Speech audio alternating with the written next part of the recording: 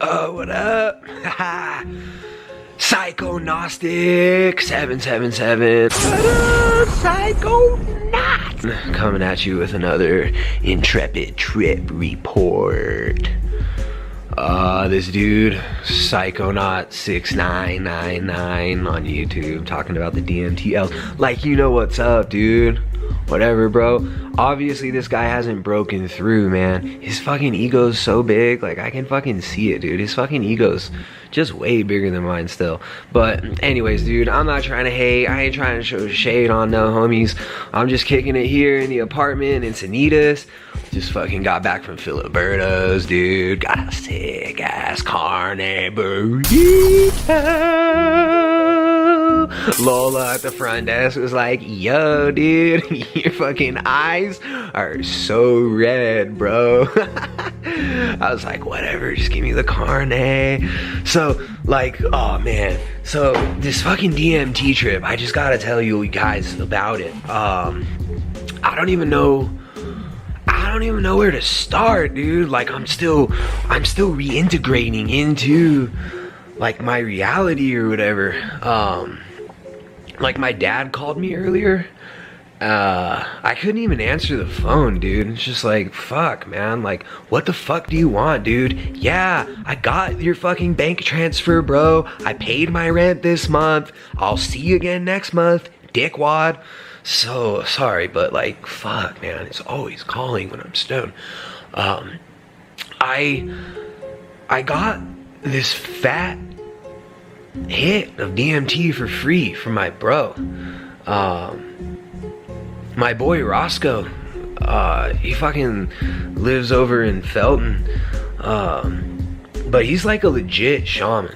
Like, this dude's legit. Like, he's from Austin, like lived there for like several years. Yeah, so anyways, dude, I'm fucking kicking in the apartment, and like the Chargers game just got over, like pretty fucking ripped, blazed up a fat bowl OG Kush, and I was just chilling, man.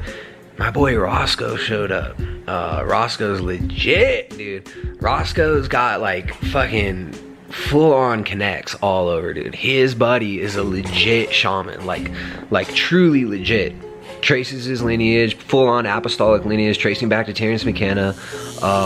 His girlfriend, Chastity, she's fucking banging, dude. Hot ass stripper. Loves coke. She's fucking hot, dude. She used to be in an open relationship with Aubrey Marcus and his cat.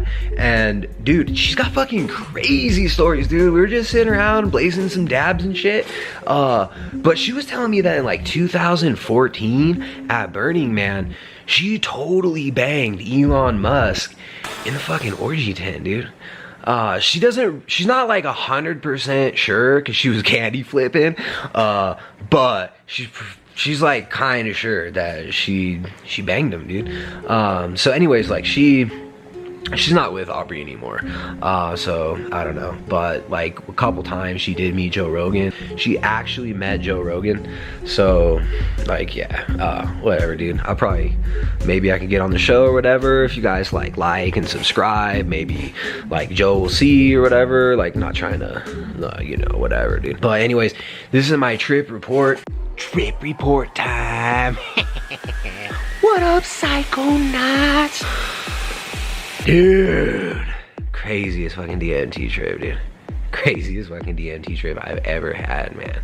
So like, me and Roscoe just kicked it or whatever for a little bit, fucking smoked a couple of Parliaments. I had like half a Newport from that morning, smoked that up, little bit of a buzz, and he's like, dude, time to blast off, man. And I was like, I don't know if I'm ready, dude. He's like, yeah, I know you've been listening to that Terrence McKenna, dude. You're good. And I remembered like the night before, I listened to like 4 hours straight of His Holiness Terrence McKenna. So I was fucking set, dude. Loaded up the bong, threw a little pinch of the fairy dust on it, and I took a rip. Huge fucking bong rip, dude. Huge fucking bong rip, dude. Huge fucking bong rip, dude. The fucking hell, dude. trying to hold it in for so long.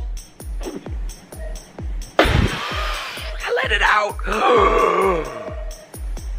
Oh, and I felt my fucking lungs, they like shattered, dude.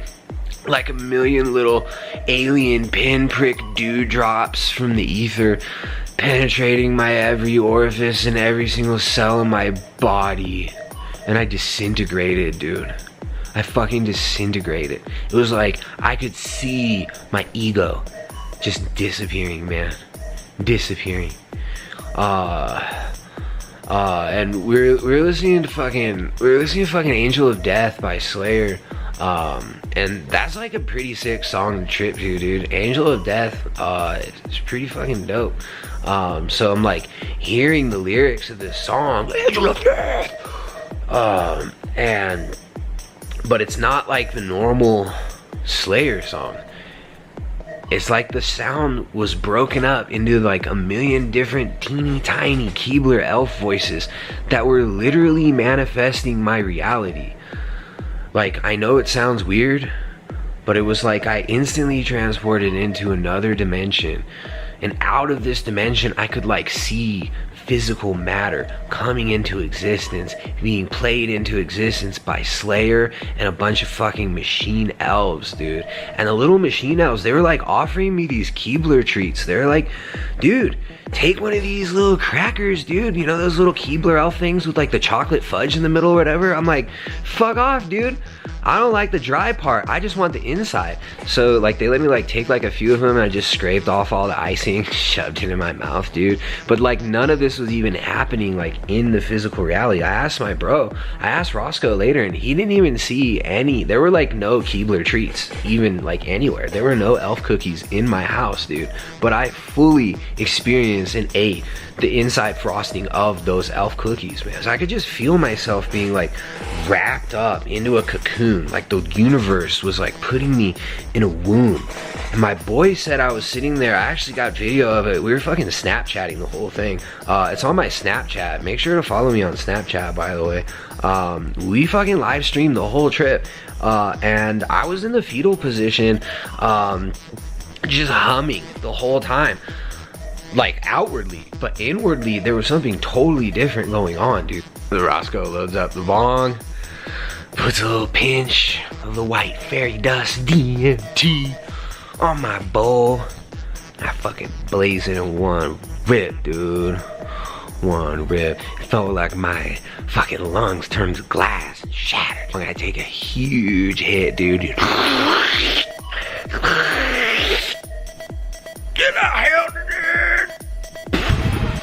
As soon as I exhale, I felt like my fucking body turned into a million different tiny vibrating elves, dude. Like traveling down this tube. And I was being like rolled up into a giant blunt. Big old backwoods blunt, dude. Like fucking raspberry flavored. And it was like this giant entity, deity, with a million jewel encrusted wings just about to smoke me up, dude. And there's like this giant Thai Buddha, and he's got two on it kettlebells, one in each hand. Kind of overwhelming because it was like this giant entity and I could see it, but I couldn't see it at the same time. And it's holding these two on it kettlebells, and the one is Oprah's face and the other is Elon Musk's face, but Elon Musk's face is upside down and one of the eyes is red, and Oprah's face looks exactly like Oprah's face normally does. It's fucking horrific, dude. And in his lap's like this giant fleshlight, and it's like jackhammering him the whole time, dude. This giant fleshlight, just like Joe Rogan sells, and he's not even touching it. It's like this fucking giant hermaphroditic Zordon, and I'm like the fucking white Power Ranger, like being manifested for the first time or something. It was like a weird deja vu feeling. I don't even know how to explain it. Its face kept changing form. Like all these different Pokemon characters and stuff. And it was like Charizard was devolving into Charmander. Fucking Pikachu and stuff. And it was just, the face was just twisting around. It's like incredible presence. And his voice, this one voice, but it was a million little tiny voices. Incredible like transvestite, like transhuman voice. And I realized, dude, that's Terrence McKenna. Guess what he said? He was like, what we call reality is a lower dimensional slice of a higher dimensional phase space, and we slice this higher dimension with the knife of language. I realized at that moment, as Terence McKenna's voice whispered to me out of the ether of a million Keebler elves, it said to me, "You're fucking God, dude." And I was just like, what? What? Like, what? It was like, yeah, you're the most highly evolved being that there ever has been on this planet. And the whole fucking universe depends on you, bro. You're God. It's all God. And then it all started vibrating again, and I almost felt like I was coming back to my body. But then the elves started singing at like a higher pitch, and I saw this like mirror in front of me, but it also looked like water, like I could just step through it, dude, like in fucking Stargate. And I'm like standing there like Kurt Russell in Stargate, like about to put my hand through the veil, and all of a sudden I see my own reflection, and I hear in my own voice, "Dude, you're God, bro." And I was just like, whoa. What? And I realized in that moment, dude, that was the same realization that I had already had on every other DMT trip that I've ever had and broke through on. And when I came back, there was like this indescribable feeling that I was like one with everything, dude. Like just one with the universe. Like I am everything. And like, I'm my mom. I'm my dad. I'm Amy Schumer. Like I'm Neil deGrasse Tyson. I'm you. I'm Joe Rogan. Dude, we're all Joe Rogan. Right? It's like, if I'm God and Joe Rogan's God, dude, that means we're all fucking Joe Rogan. It's like, if I'm God and you're God and Joe Rogan is God, then we're all as fucking sick as Joe Rogan. Huh? Oh, I'm fucking Joe Rogan, dude. I'm Joe Rogan too. You're Joe Rogan. I'm Joe Rogan. We're all Joe Rogan, dude. Whoa. Just got fucking shivers, man. I just got chills. And that's the trip, dude. After that, after the mirror, I looked at myself in the eyes and I was like, dude, you're fucking God. You're fucking handsome God, dude.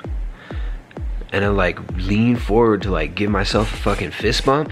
And when I went to fist bump myself, as soon as I touched the mirror, everything fucking disintegrated. I found myself back in my body. And then I had this like remembering.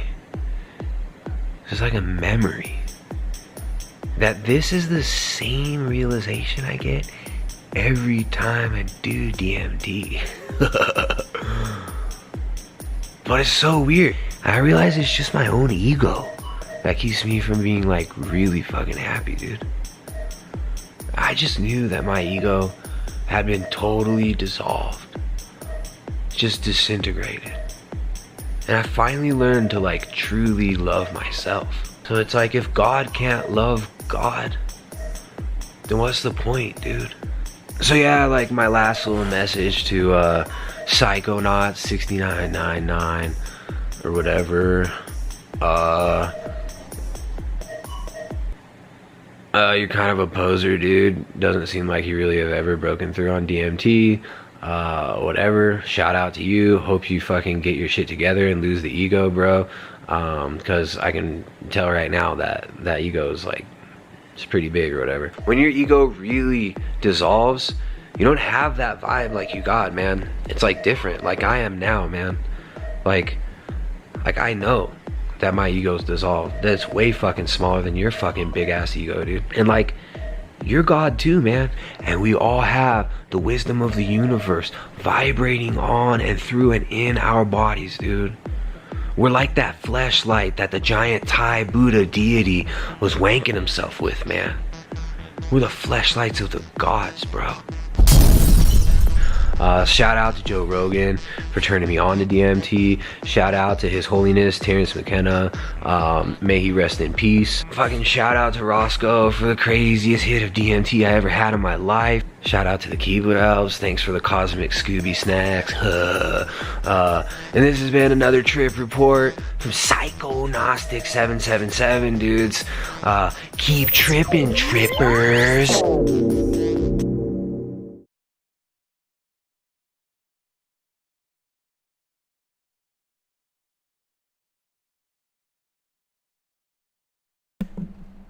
Alright, there we go. Hello, Biggest. Hello, Biggest. A classic from like 2 years ago. Over 2 years ago. At least 3 years ago, says my wife. Oh. What's going on? We got the Rockfin Bigots. We got the YouTube Bigots.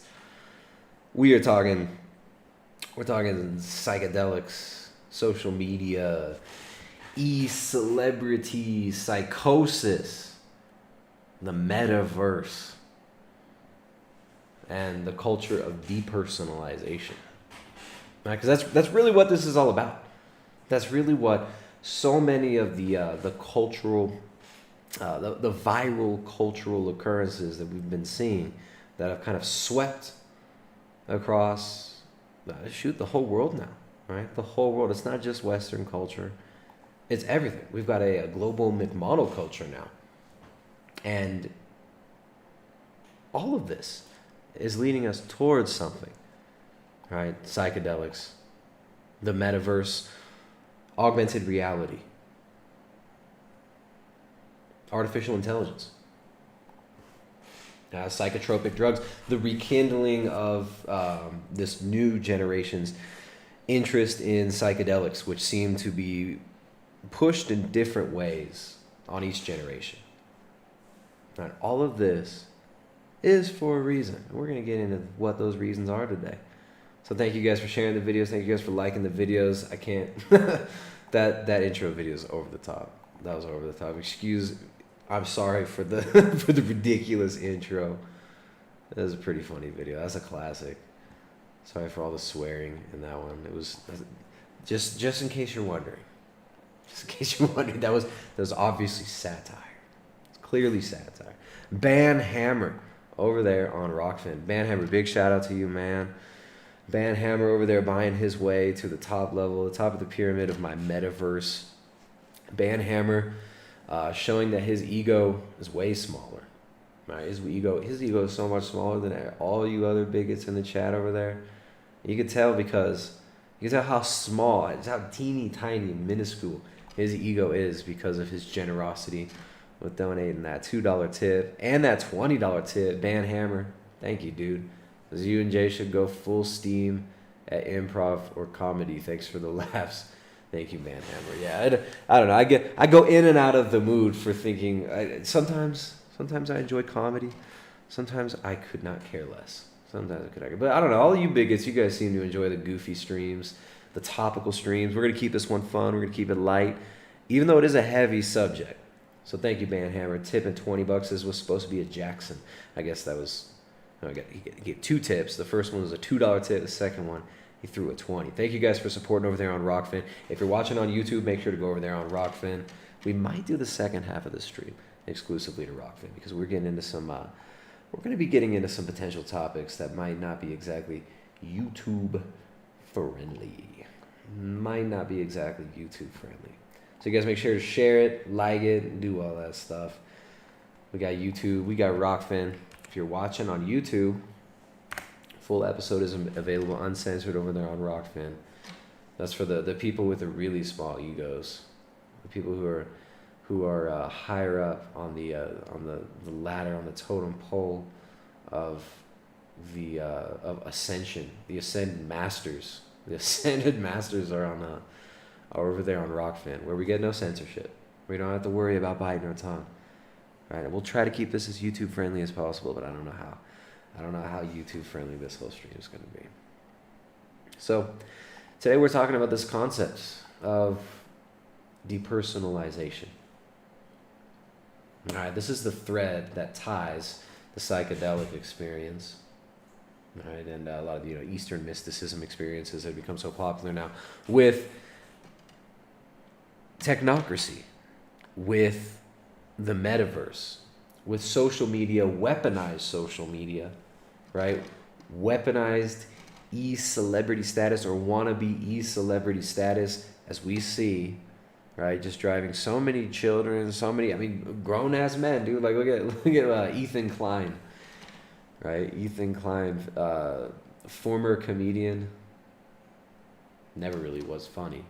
Ethan Klein over there, bitching and crying about Joe Rogan on Twitter because Joe refuses to make himself into a subservient little test subject, into a subservient little lab rat.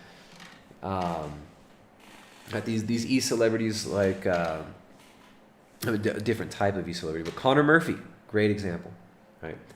Connor Murphy. I'm not trying to hate on Connor. I'm trying to hate on Ethan anyways. Dude just acts like a goober.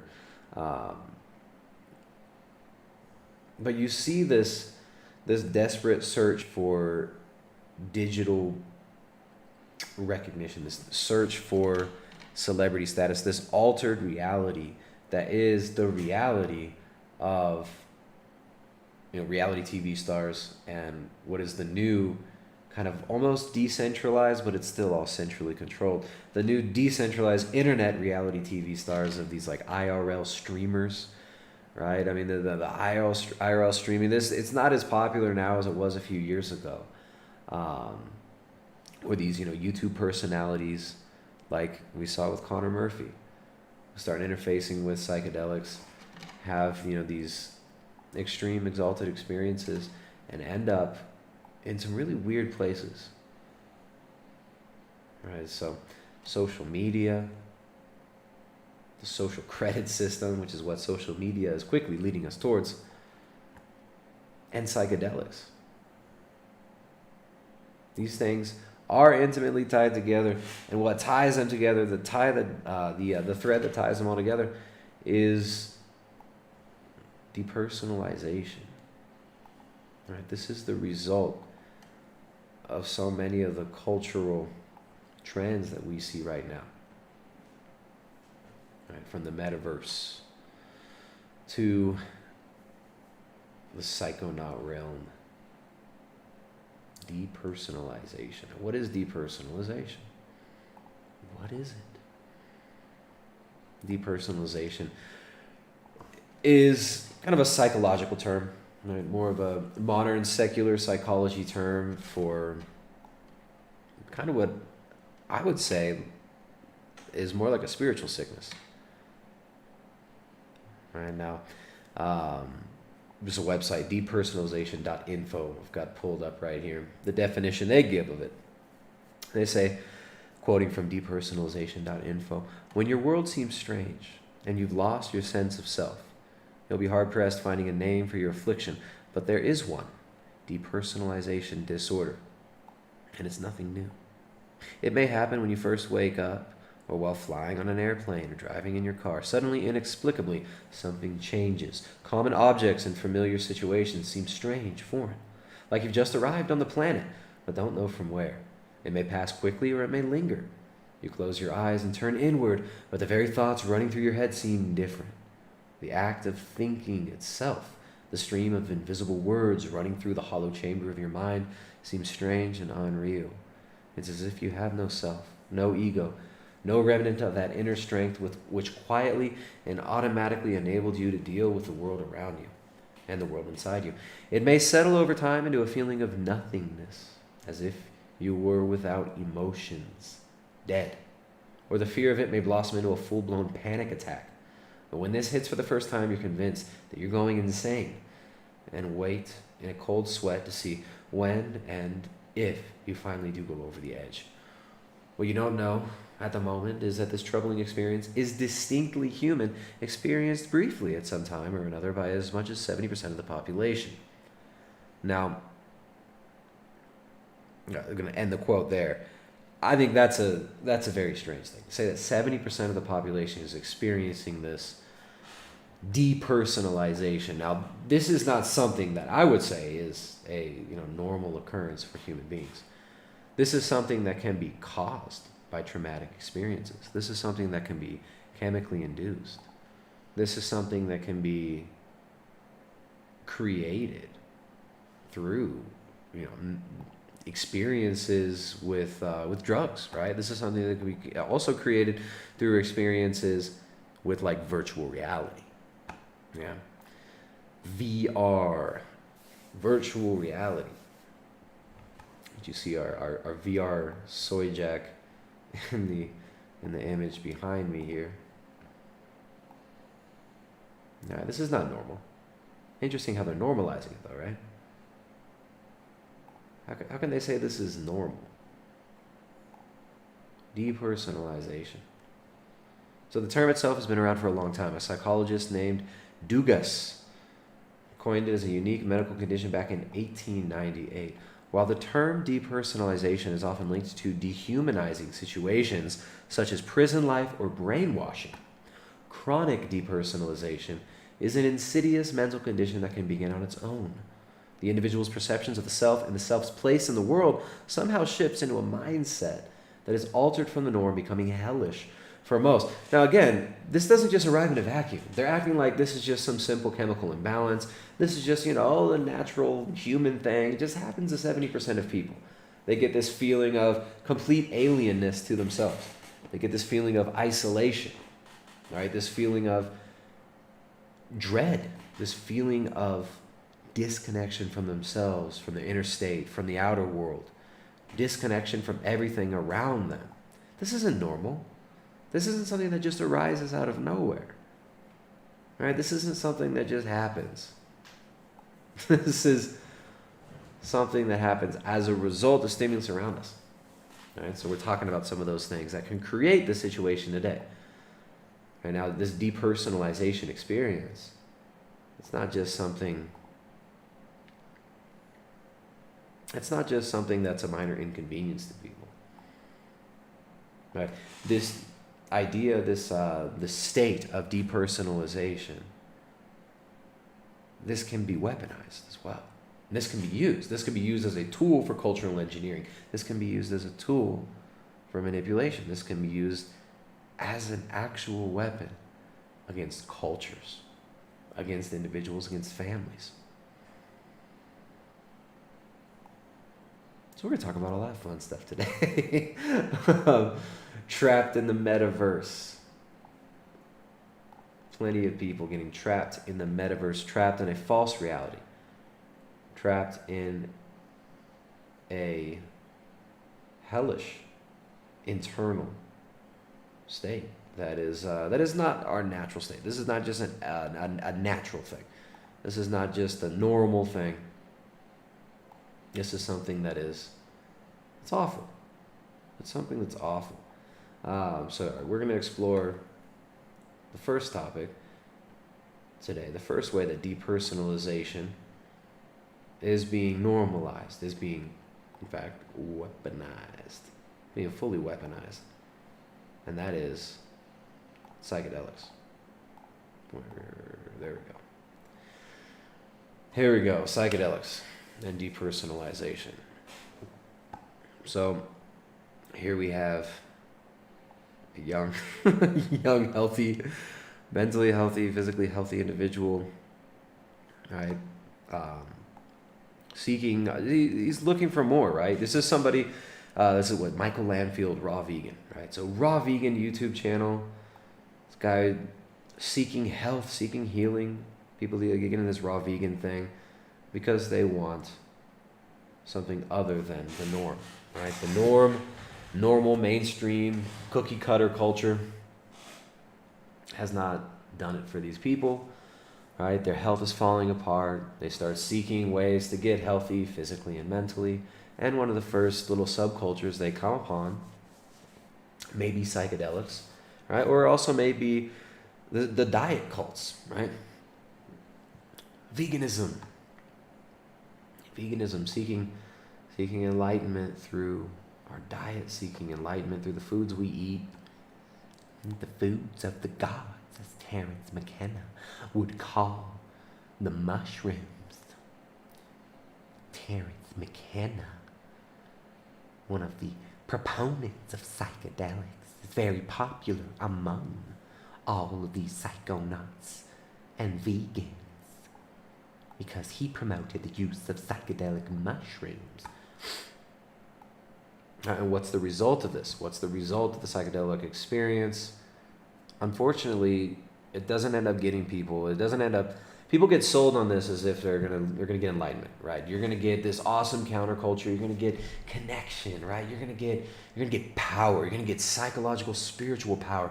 You're gonna cut through the nonsense. You're gonna break out of the matrix, bro. You're gonna break out. You're gonna shatter the illusions, right? And you're gonna see yourself for who you really are. You're gonna see those dark parts of yourself, right? The Jungian, the people that are obsessed with Jung, right? Like I kind of fell into the Jung trap when I was in university. I enjoyed reading Carl Jung and these ideas of facing your shadow, integrating your shadow self. It's very Gnostic. Right? There's this Gnostic search for like the secrets of the universe, and it's attractive. Right? It sucks a lot of people in. Let's see what this guy's got to say about his psychedelic experience. When people should take psychedelics. Here. Thank you for joining me. Beautiful Ecuador right here.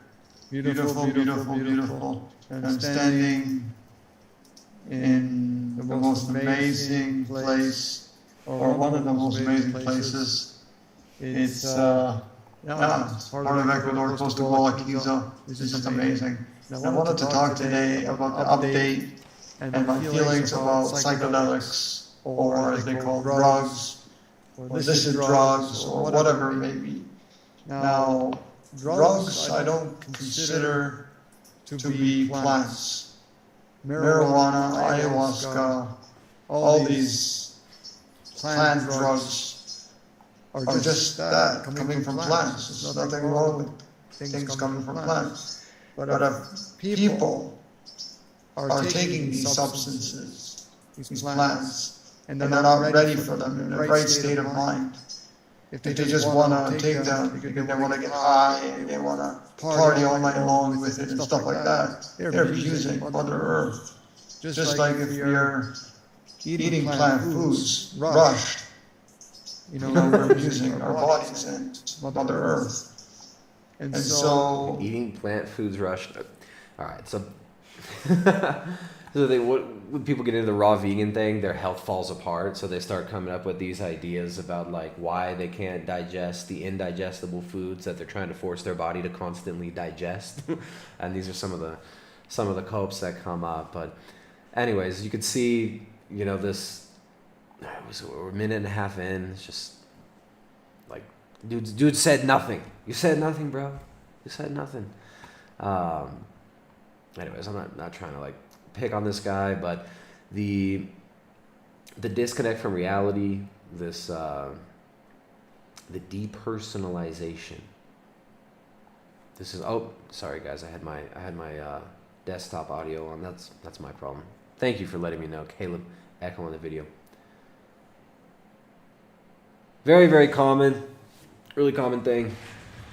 It's not just depersonalization, but actually like full-on experiences of like psychosis, right? And then the way that it gets portrayed, the way that the people will market these things, the way that these psychonaut channels will talk about it is like, oh, the people that are having bad experiences, they're not spiritual enough. Like they're dealing with their shadow. They haven't dealt with their shadow yet. They're not experienced psychedelic samurai like I am, right? Like I can handle it. I can handle the high dose mushrooms, the ayahuasca. I got my stuff together. I mean, it's really delusion. All these people, everybody ends up eventually burning themselves with this stuff. You're playing with fire. Now look, I'm not trying to tell. I know there might be some people in the audience right now who enjoy them psychedelics, those psychotomimetic drugs. I understand. Some of y'all love it. Some of y'all think it's gonna give you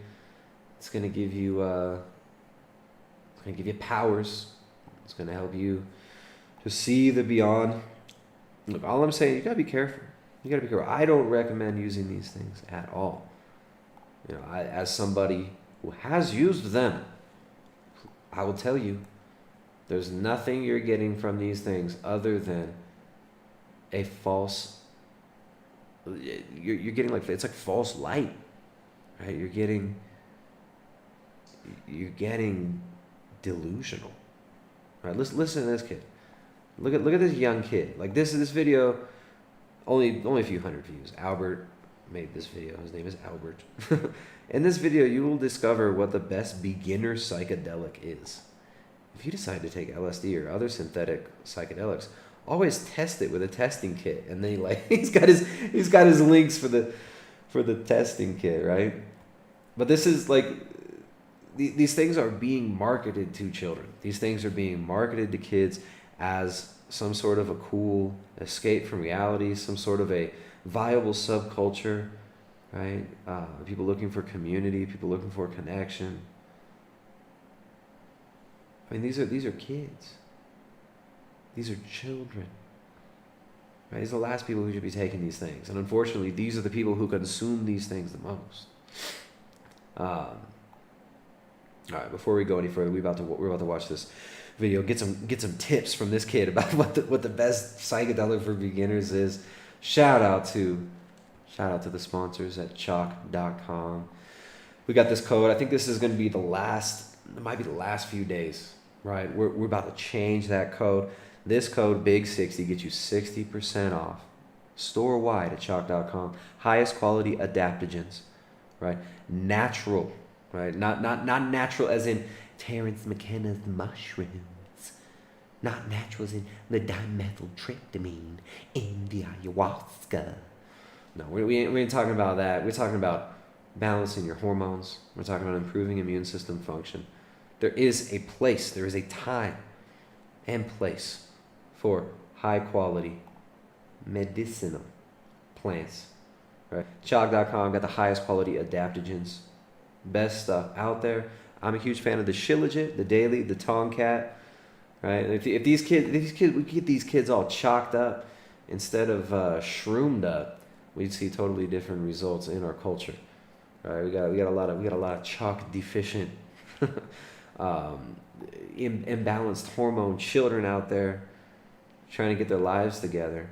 Right? Instead of getting their diet in line, instead of getting outside, instead of moving their bodies, instead of getting healthy, right? Getting all some of that chalk, getting your hormones balanced. No, they're out there guzzling the soylent, eating the soylent slop, getting all shroomed out, getting fried out. Let's get the kids on that chalk. Chalk.com. Use code BIG60. Right, you get 60% off everything store-wide over there at chalk.com. Shout out to our buddies over at Chalk. All right, let's see what this kid, who I think is clearly deficient, and this guy, we got to get him chalked up. Let's see what he recommends. Right.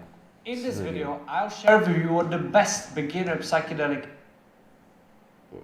In this video, I'll share with you what the best beginner psychedelic is. There are 5 options that I would consider if you are a beginner psychonaut. One of them is DMT, but I would say that DMT is not the best for most people to start. We're talking about the best psychedelic for beginner. Yo, why don't you go get some of this DMT? This stuff will make you straight up psychotic for 15 to 20 minutes and give you hella delusions for months, even weeks after it. Right? Hey, all you kids who don't have good grasp on reality, we need Why do I sound like Jamaican trying to do this, kids? Yo, bong, you get that, you load up that bong with that DMT. Aye, now you take a big fat bong rip with DMT. Aye. You machine gun in your bong, machine gun the DMT straight to the head, straight to the dome. No, he's German. He's not Jamaican. I'm sorry.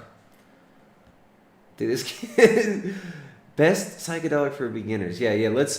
This kid looks like he can't be a day over 16 years old, and he's out here recommending children these things that can shatter somebody's reality, that can completely alter somebody's personality long term, and create intense depersonalization. Right, like DMT especially.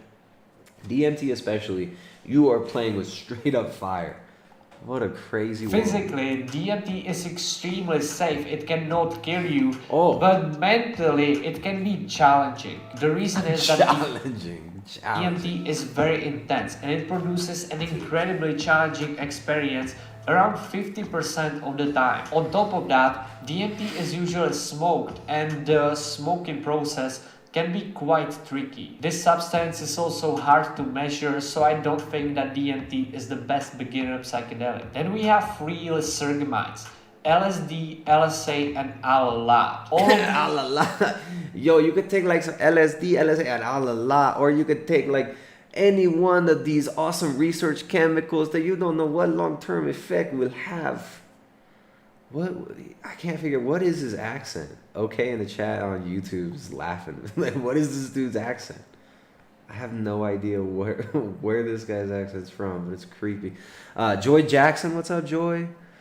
Thank you, Joy. Joy over there on Rockfin, dropping a $10 tip. Thank you, Joy.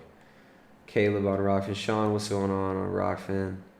Rob Rolled says, I'm not concerned about the psychedelics. The problem is that people are put on pharma drugs, which make people worse. No, dude, the psychedelics are just as bad. Who do you think developed DMT? I'm sorry, who do you think developed LSD?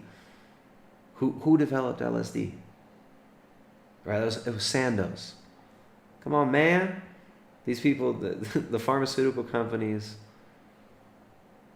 and the intelligence agencies that have bombed all of these cultures with these stupid psychedelics like LSD, they're cut from the same cloth, right? You get the same results. You get disconnection from reality. You get mass delusion. These have incredibly similar effects, but LSD is believed to be more challenging than Alalat or LSA. Alalat is the least challenging of the three, and it almost always gives users a pleasant experience. In fact, I believe that Little thumbs up.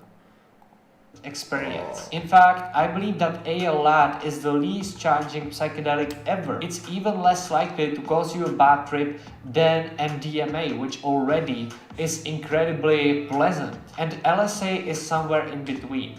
It tends to be gentler than LSD. Dude, how old are you, Albert? How old is this kid? I gotta find out. I gotta learn more about Albert. All right, so here's the thing, guys. Yeah, these pharmaceutical companies marketing these terrible drugs that destroy people physically, that destroy people mentally. All right, that's awful. But who do you think flooded the streets with LSD? Who do you think was manufacturing all this acid? Where do you think it came from? Who developed it? All right, this also comes from pharmaceutical companies, and these things were spread by intelligence agencies. I mean, where do you think Timothy Leary came from? Who did Timothy Leary work for? Leary was a Harvard professor. All right, Leary was a Harvard professor who was involved in the MKUltra experiments. Who do you think was providing him with this LSD? Right, you start looking into and digging into these counterculture figures like Owsley. Right, they all have these very interesting intelligence agency and military connections. Right, Owsley he was Army, right? Owsley, who invented the wall of sound for the Grateful Dead, and was attributed. He was cooking up a bunch of LSD around like the Summer of Love, as they called it. Right? But he actually didn't really know how to make it. There were other people around him who knew how to make it, including who was the woman? Cargill, right? One of the Cargill heiresses. I forget her first name. It might have been Melanie or something like that. Cargill. She was the one who actually understood how to make LSD. You've also got these weird connections with these millionaire, not just millionaire, but like highly wealthy elite families, like the Mellon family. Yeah, who were kind of one of the major hubs up there in New York, through which the psychedelic culture was being spread. Right, so like a lot of this stuff, it's not just these so-called countercultures that we get sold on. These are not actually countercultures very often. All right, now I'm not saying like it was all intentional. Maybe some of this did get out of hand, but when you look at, you got books like this book that I've been kind of I feel pecking 10 through. feet tall right now. Whoa! And strong as an ox. What? We got a super chat over there. We got some people dropping Streamlabs. Dr. Jose Delgado's Physical Control of the Mind Toward a Psycho-Civilized Society. Right. Dr. Jose Delgado was also receiving money through these government grants and working towards methods of control of the human mind, right, and the human body, because Jose Delgado and a lot of these behaviorists, they saw the human mind as just an extension of the human body. The human mind and human behavior were something that should be controlled through physical means, right? Like he'd put freaking remote controls in bulls.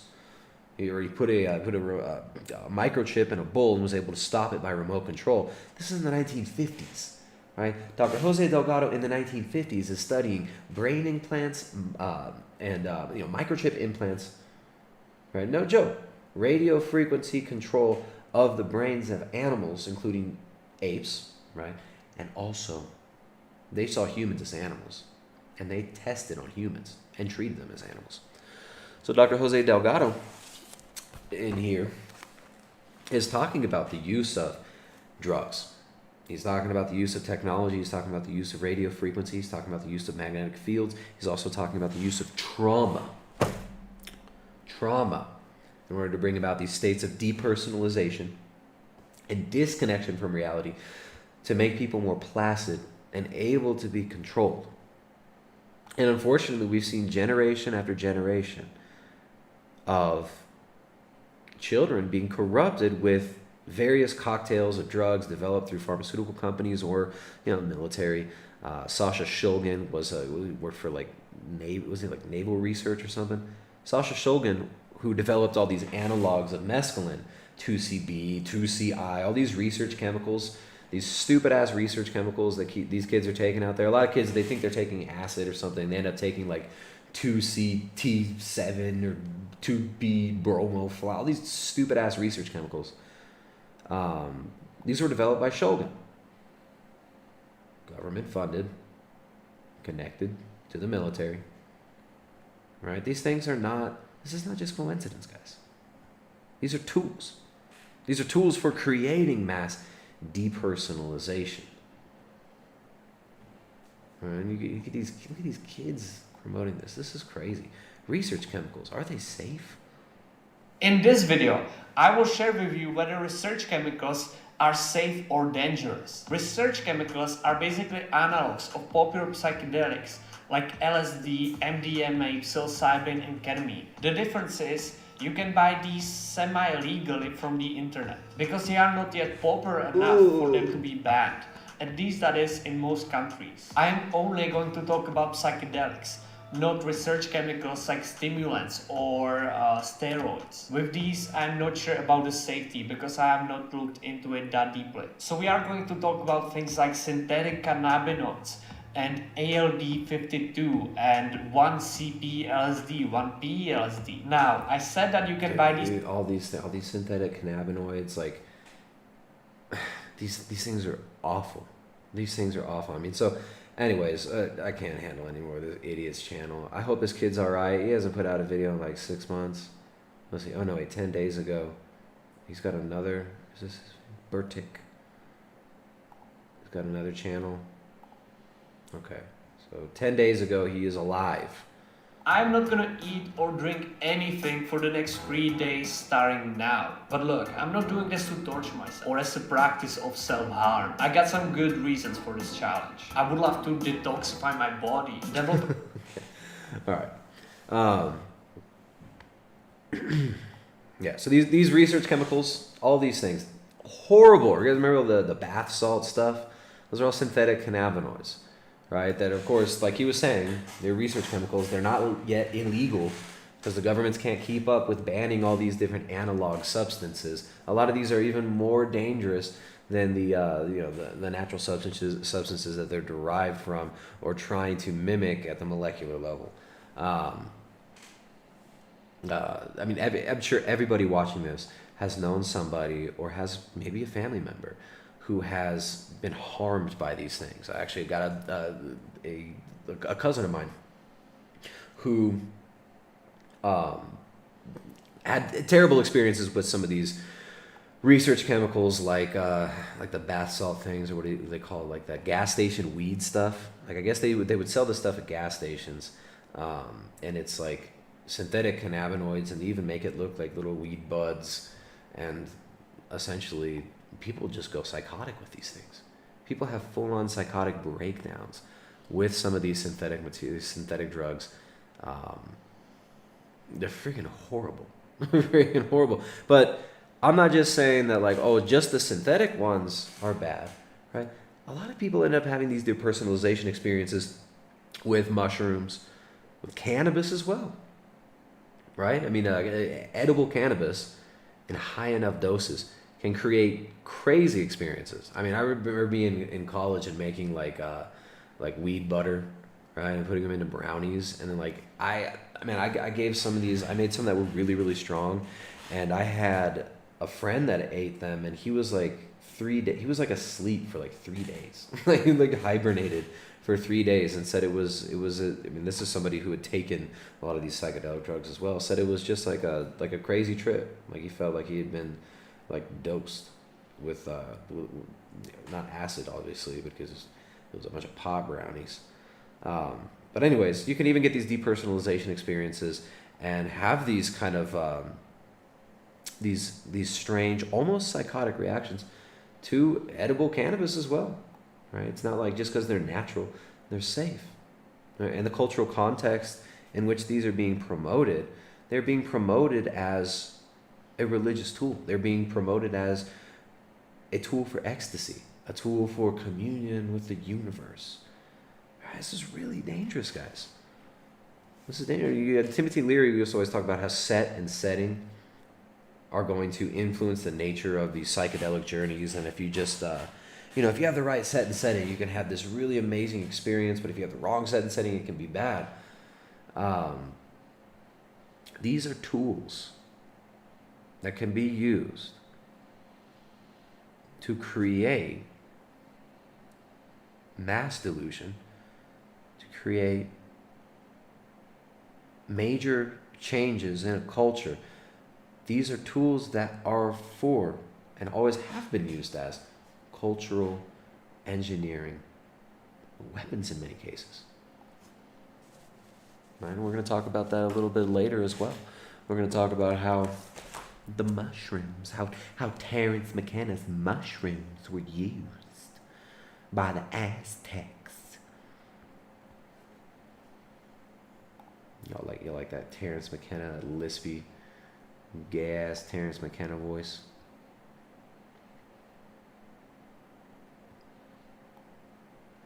And here's a guy who had a psychedelic psychosis experience. Hello, ladies and gentlemen, fairies and leprechauns. Welcome back. It's great to see you again. What is the crack? Today, we're going to be talking about my experience with psychedelics and psychosis. So, I'm going to be explaining all the psychedelics that I have taken, what they were like, and the similarities between my psychedelic experiences and my psychosis episodes. A list of the psychedelics that I have taken include mushrooms, magic mushrooms, truffles, LSD, and Changa. If you've A couple of other drugs that I've taken. if you've had experiences of psychosis already, and you're going into these experiences having already had, you know, psychotic breakdowns and stuff, I mean, this is so Dylan, dangerous. I will very shortly tell some stories on my experiences with him. Starting off with MDMA. MDMA is got a nickname known as magic because the effect that you can have on MDMA can be magic. It puts you into a euphoria state. If you ever listen to music, It puts you in a delusional state. It puts you in a super delusional state and makes you so stupid. Makes you so cringy. It makes you so dumb. MDMA, one of the worst freaking drugs out there. And what do you know? The Rockefeller Foundation and some of these other big, you know, the Georgia Soros Foundation are funding research to try to bring about MDMA-assisted psychotherapy. Right? Now, look, I'm not saying that nobody can get some sort of, in a humanistic sense, some sort of relief from depression, from some of these therapeutic, you know, settings of using these things with a therapist or something like that. I'm not even going to go into that. What I'm saying, though, is that you look at who's funding this stuff. You look at who funded the DMT documentary, who funded Rick Strassman's work, DMT, the Spirit Molecule. Right? I remember when that book came out, I was in college. We thought it was so cool. Oh, man, Rick Strassman's book, DMT, the Spirit Molecule. Bro, DMT, it's like you release it when you're born and when you die, bro. That's all a lie, too.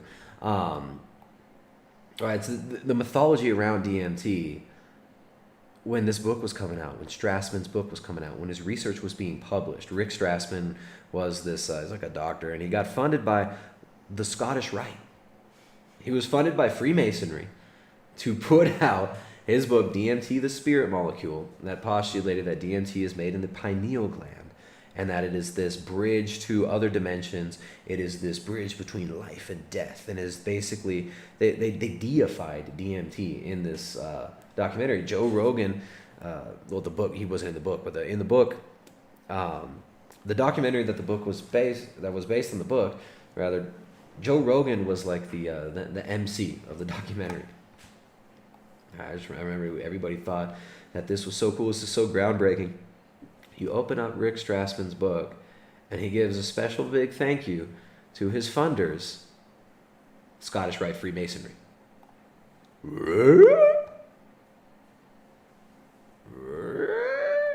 Like, come on.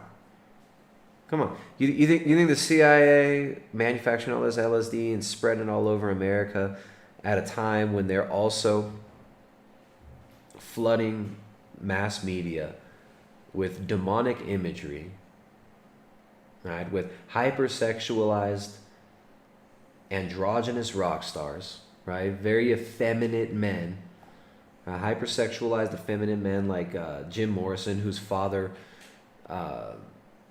Admiral Morrison, was actually in charge of the vessel that was involved in the Gulf of Tonkin incident, which, you know, that's a whole nother discussion, right? You think these people care about you? You think the CIA just spreading LSD everywhere because they didn't realize it was going to wake everyone up, bro? It was just an accident. It ended up waking up so many people. No, these were weapons for distraction.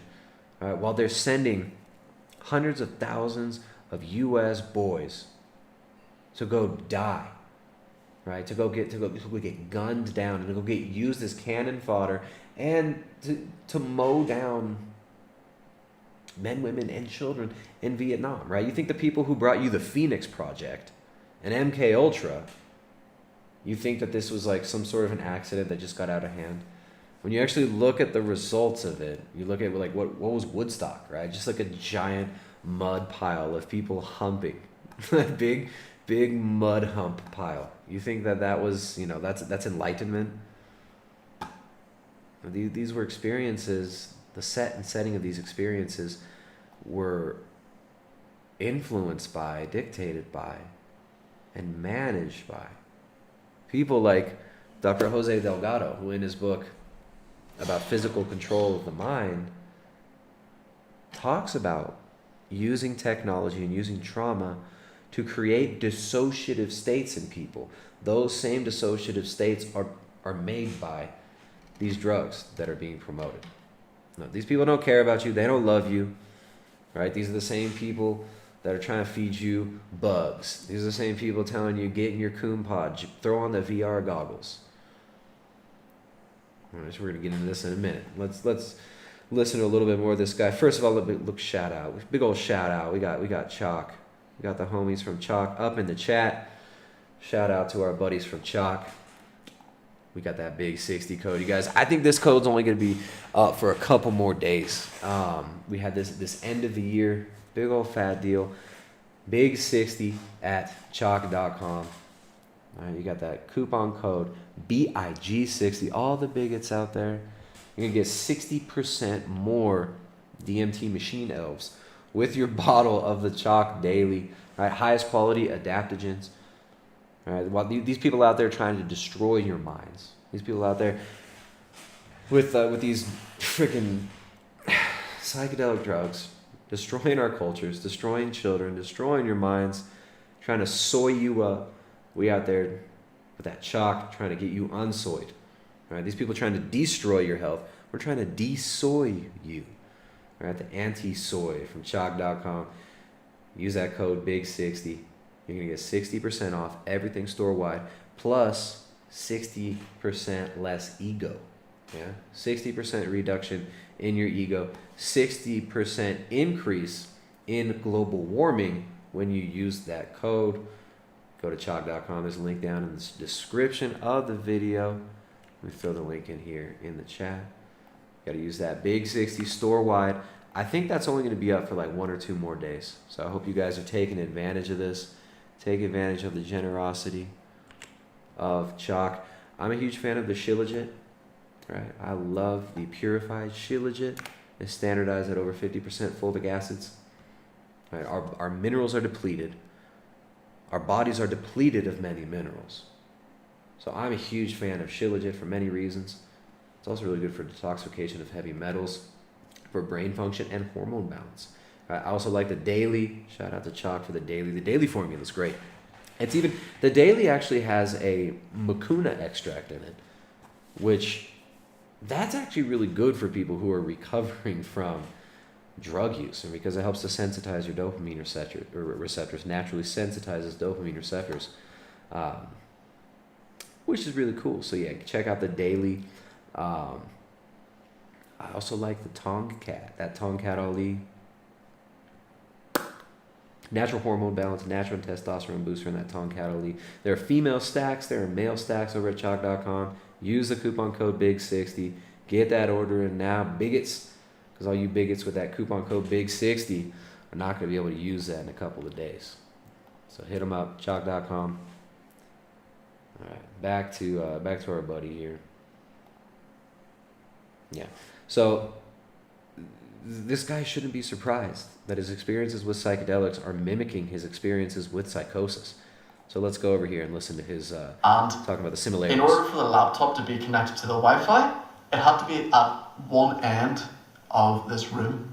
We were at the table and chairs though, which was at the other end of the room. So we were looking at this laptop from about 6 meters away. Quite a long distance. And the laptop, as you can imagine, was not a very big screen. So we were looking at this tiny screen really far away. And while I was looking at the screen, there was shadows moving around the outside of the screen. These shadows were actually almost identical to the shadows that I experienced with my psychotic episodes. The only difference being that with my psychotic episodes, the shadows were right up in my face, moving towards me. And it was fucking petrifying. We then realised how far away this laptop screen was from us, and we decided to move our chairs towards the laptop. Fucking genius, right? Following that, LSD. I mean, it's really sad. I mean, these people, they get these experiences that are clearly like, demonic, right? Like coming like from a Christian perspective, from an Orthodox perspective. Of course, when I was taking these substances, I was thinking, oh, this is cool. You're maybe dealing with actual spirits, maybe dealing with some sort of disincarnate entities, or maybe this is your shadow self, and we're out here trying to be these psychedelic warriors and stuff. You get so delusional in these states. And it's just so sad. People who have had psychotic episodes going into these experiences and basically going and fishing for more psychotic episodes. It's really wild. All right, so we got who else we got? We got our buddy Terence McKenna here. All right, the original celebrity, Terence McKenna. Terence McKenna was, oh my goodness, where do you even start with Terence McKenna? Terence McKenna wrote many books. True Hallucinations, one of his more famous books. The Food of the Gods, came up with the idea of the stoned ape theory that Joe Rogan loves to talk about. Oh, bro, what if human beings used to just be really dumb? Then we ate mushrooms. We got all tripped out and evolved, bro. Mushrooms made us human, man. It's all psychedelics. Psychedelics are going to accelerate our evolution. These are the ideas that McKenna promoted, right? He promoted these ideas of techno-paganism, in fact. He did a whole series. McKenna did an entire series. Can I find it? Well, he did an 8-hour, 10-hour lecture series, and I think this was at Esalen, right? Esalen Institute. Anybody who's researched a little bit into the New Age, the roots of the New Age, and its connections with intelligence agencies, mind control experiments. Anybody who's done some research into that will know that Esalen Institute is a major hub for all this stuff. We could do months of content just on all the strange social engineering connections with the so-called psychedelic movement. Esalen Institute. So yeah, he gave this series of lectures there called Techno-Pagans at the End of History. And Terence McKenna believed that at the end of all time, we would all come into a singularity. He was, in fact, a transhumanist. Terence McKenna believed that at the end of history, transhumanism will be something that is achieved in a technological singularity, where we will all meld together with technology and become one with the mushrooms. And these crazy ideas like this, right? And guess who else was a transhumanist and really into the idea of human modification through technology? Everybody's favorite MK Ultra Dr. Timothy Leary. So, transhumanist Terence McKenna, transhumanist Timothy Leary, both have these ideas of a technological eschaton, right? Of man melding with machine, of virtual reality becoming this playground of the psychonaut, of virtual reality and computers being the playground of the imagination, right? Living in the imagination, which is a playground of delusion, right? You listen. This is a mass delusion. Is right now being pushed upon us under the guise of the metaverse. Right? Oh, we're all going to live in the metaverse. We're all going to be locked in our pods, and it's going to be so cool because you don't have to go anywhere. It'll be green because you can save on gas. You won't use so much gas. You just live in the freaking metaverse in your coon pod and be interfacing with technology. The people who developed these ideas were the psychonauts. The people that developed these ideas were developed in think tanks like Esalen Institute. So here's Terence McKenna talking about technology and magic.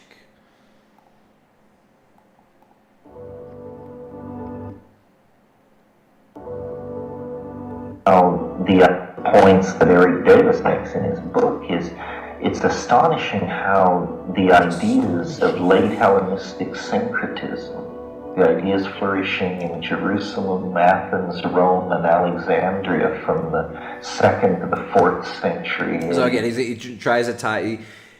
He references the heretical Gnostic groups as some sort of. He's the extension of this, right? Us techno pagans, we're the real Christians, bro. We've got the secret knowledge, the psychedelic, the mushrooms. map over our own dilemmas and the incipient issues of the information age. One of the strongest philosophical impulses of late Romans paganism was a really profound rejection of the world. Which is Gnosticism, right? The Gnostics believed that matter was bad, right? The world is created by the demiurge, right? But it's our duty, it's our calling to become gods, right? Through secret knowledge, through seeking the mysteries of all ages, right? This is what Freemasonry teaches.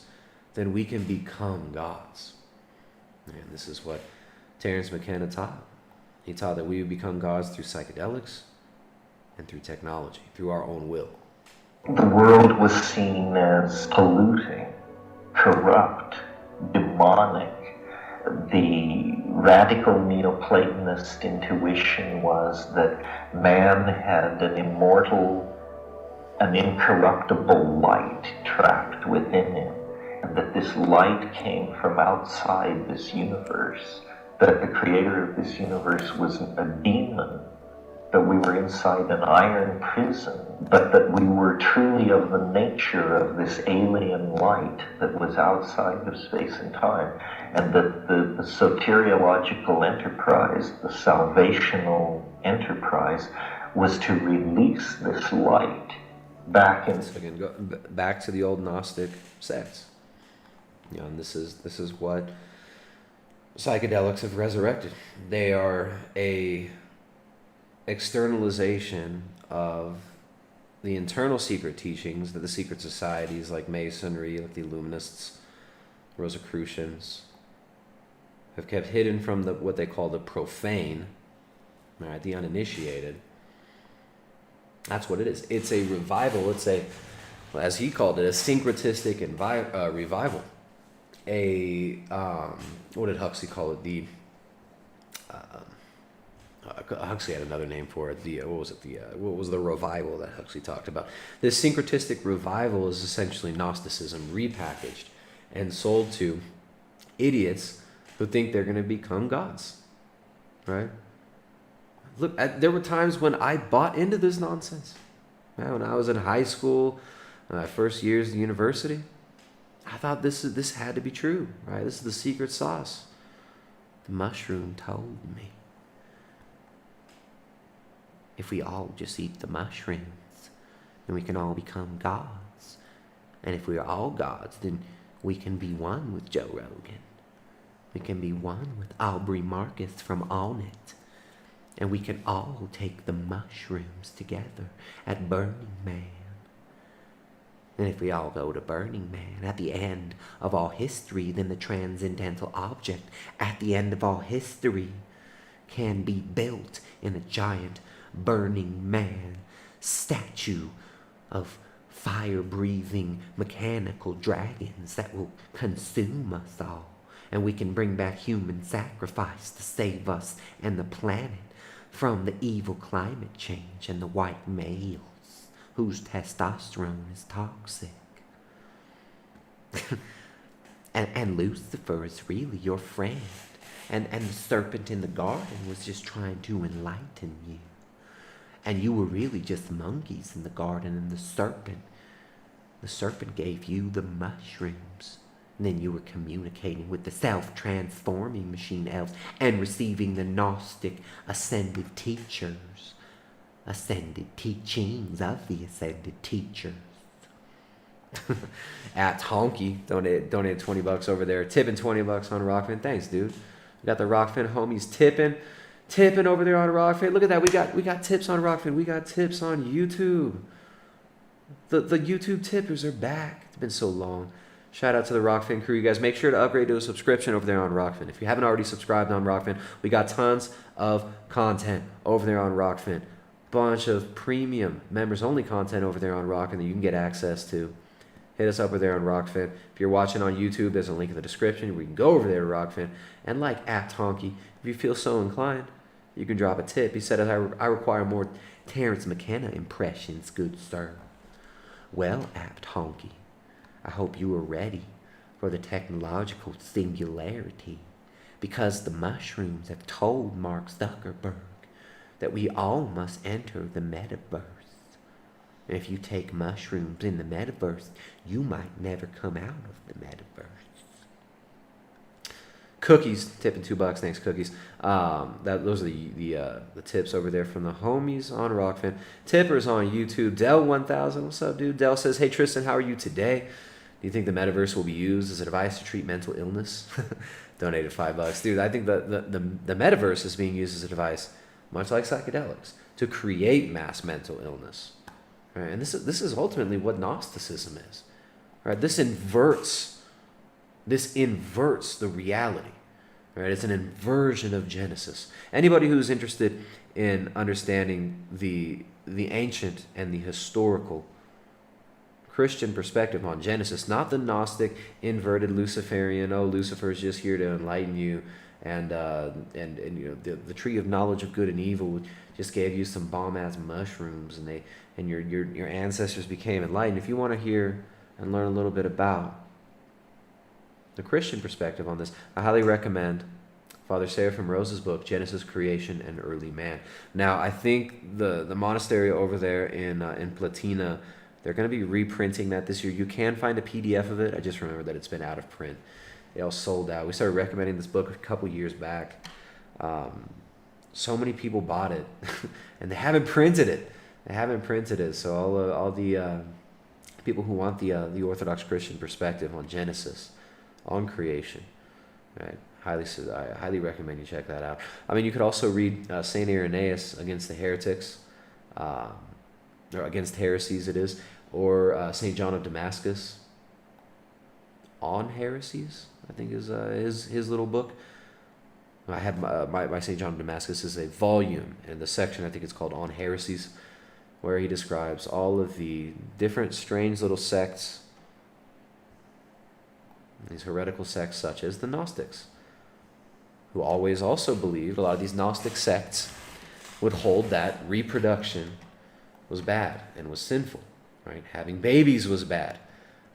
They often promoted veganism, said eating meat is bad, right? The flesh is bad, right? The flesh is in everything physical is bad, right? As opposed to the concept of the flesh that is biblical, meaning our fallen inclinations, right? The passions which are things that we do war with so that we don't become enslaved by them. The Gnostics kind of invert this in a lot of these ecstatic sects, right, where they're embracing the passions, turning vice into virtue,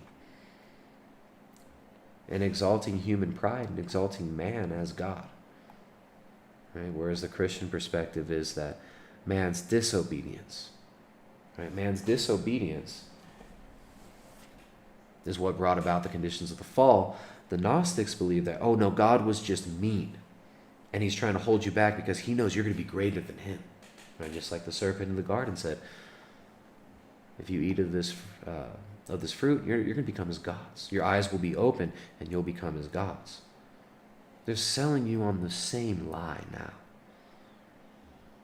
Right? The fruit of the knowledge of good and evil, the mushroom, the sacred experience of the mushrooms, or the virtual reality false world. You're going to be like a god in this fake world. You could look like whatever you want to look like. You could look super jacked, or you could be one of 1,000 different genders in the metaverse. You could be a freaking furry. You could be a Terence McKenna headed furry. You could be a mushroom in the metaverse. It's the same lies. You're going to become as gods in a false reality, in a delusion. And it's getting us to latch on to delusion, to illusion. And they're ultimately selling you on depersonalization, because this is the result of psychedelic use. It results in depersonalization. It results in a detachment from reality, which gets branded to you as enlightenment. Right? This total loss of the sense of self that people feel at the peak, that you feel at the peak of a psychedelic experience. All right, which leads many people into kind of almost psychotic breakdowns where they feel like everything is crumbling around them, the world is dissolving around them. They don't know who they are anymore. Right? I mean, John C. Lilly said he was able, and John C. Lilly was another one of these psychonauts. He used to freaking hum dolphins, involved in all sorts of strange things. Like he said that he was able to completely wipe the memory of children using drugs, right? Using light shows, using technology and drugs. Right? They're selling you on depersonalization in the metaverse, in the psychonaut realm. They're selling you on a rebranding of Gnosticism. And they're baiting us into falling further and further from the truth. Right? Falling further and further from what actually is salvation. Right? I love this quote from Father Seraphim Rose. He said, Christ is the only exit. Christ is the only exit, the only salvation. He said, what do you say? Financial independence, sexual ecstasy. I think there was one other thing that he added there, but financial independence, sexual ecstasy, all these are basically empty. These are basically empty. Let me get the exact quote because he said it so beautifully. My brain is I'm chalk deficient right now. Gotta up my dosage of chalk to get this Father Seraphim Rose quote. Yeah, shout out to our buddies over there at Chalk. Saw y'all in the chat a few minutes ago. There it is. Christ is the only exit from this world. All other exits, sexual rapture, political utopia, economic independence, are but blind alleys in which rot the corpses of the many who have tried them. And how true is that? How true is that? You think financial independence is going to make you happy? You think being happy? I mean, I shouldn't even say happy. Like, what is happy? What does it mean to be happy? This idea of chasing happiness, the pursuit of happiness, this endless pursuit of pleasure is in and of itself empty.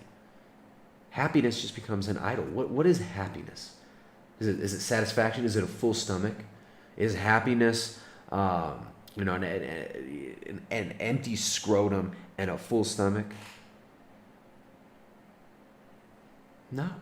That doesn't bring you lasting joy, right? Like the only real joy, the only true joy is something that transcends that. It has to transcend your belly. It has to transcend your balls. It has to transcend just empty pleasure and sensory experience. Not that sensory experience is bad, which is what the Gnostics would say, right? The sensory experience, that's all illusion, right? That's all bad. Everything that's physical is bad, and that's created by the demiurge, and we have to upload ourselves into the cloud or upload ourselves into the metaverse to transcend this, or we need to just trip balls until we're so, we gotta blast off on DMT to escape this. And then we have to come back to our physical body. Oh, it's just so lame once we come back to our physical body. No. Real joy is from God. Real joy is from God who created all of this. Everything, visible and invisible. And the creation isn't bad. Right? In Genesis, how many times does Genesis in the first few chapters say, and it was good? Right? Every time God creates something, he says, and it was good. Now the Gnostics deny this. The Gnostics say that it was bad. Everything he created was bad. Right? It's a Luciferian ideology. It's demonic. The demonic hates everything that is good because the demonic wants to exalt itself to the throne and sit on the throne of God. Right? But real joy doesn't come from tripping balls on psychedelics and feeling like you're, super superior. True joy doesn't come from intellectual endeavors, right? True joy doesn't come from, being highly intellectually gifted. True joy doesn't come from being physically healthy even. Isn't that crazy? I'm not saying you should, chase death. But even physical health doesn't bring real joy. Why is that? Well, as Father Seraphim said, Christ is the only exit from this world. All other exits, sexual rapture, political utopia, economic independence, are but blind alleys in which rot the corpses of the many who have tried them. And the system in the world is always trying to sell us on these ideas. Political utopia, right? Sexual rapture, communion with the DMT aliens, blasting off into the DMT realm. Upload yourself into the VR reality and be whoever you want. And that's all empty. And that all really leads to death. So anyways, how did that start? Dell asking if they're going to use the metaverse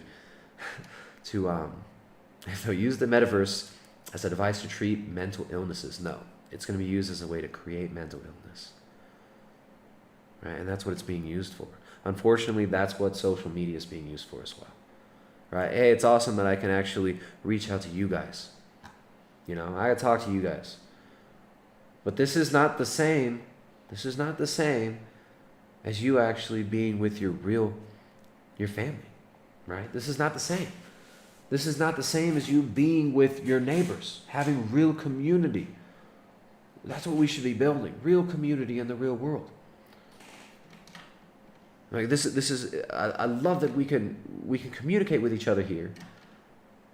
But check out all these freaking mentally ill Ecelebs who get lost in this stuff. I mean, we mentioned Connor Murphy earlier, who I don't even think we'll get to him. Like this should be like a 3-stream long series. Depersonalization, psychedelics, the metaverse, and ultimately the serpent's lies. That's what this is really about. So anyways, hey, Cooter Brown, thank you for that donation. Says Real Cooter Brown, for $15 says, what books are you reading these days? Any recommendations? Man, I have so many books open. I got so many books open. I mean, as far as, I wouldn't recommend this book, but I mean, I did talk about Physical Control of the Mind by Jose Delgado. I mean, this book is trash. I mean, the guy who wrote this is such a demonic book.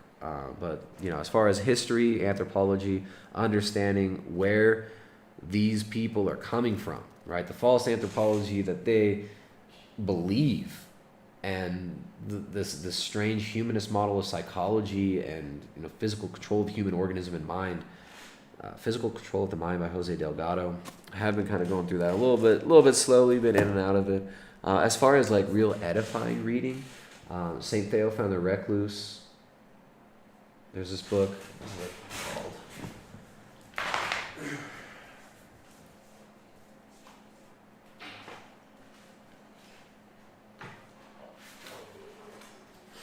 There you go.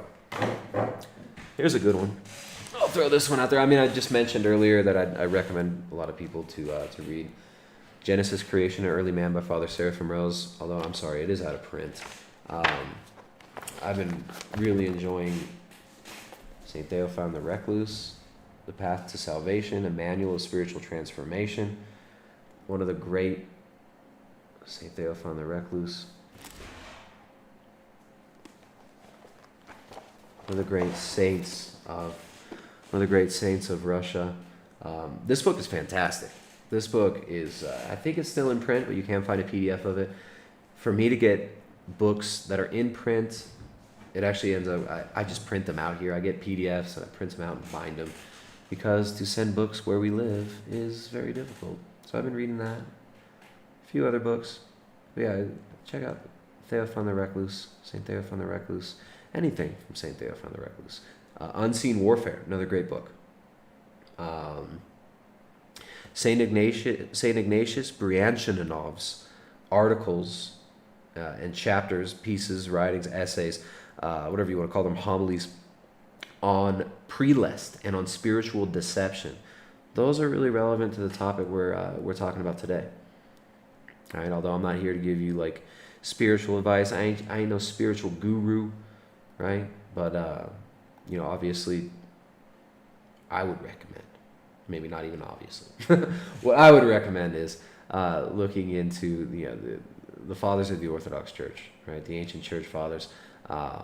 reading the lives of saints and the writings of many of the modern saints, especially some of the monastics like Saint Theophan the Recluse. This stuff very spiritually edifying, and as somebody who is I know spiritual guru. I'm not like a spiritual leader, anything like that. I got zero. What do you call it? I have zero authority in the Orthodox Church. I'm just blessed enough to have been able to find orthodoxy. That is what I would suggest looking into. Some of the writings of the saints, like Saint Theophan the Recluse, Father Seraphim Rose, who's not a canonized saint, another great writer. Saint Justine Popovich, Saint Justin Popovich, another great one. Del 1000 donated $5. Says the sad part is many parents are going to buy metaverse devices for their children, thinking that they are helping them. I think it may be too stimulating for a developing brain. God bless you and your family, Tristan.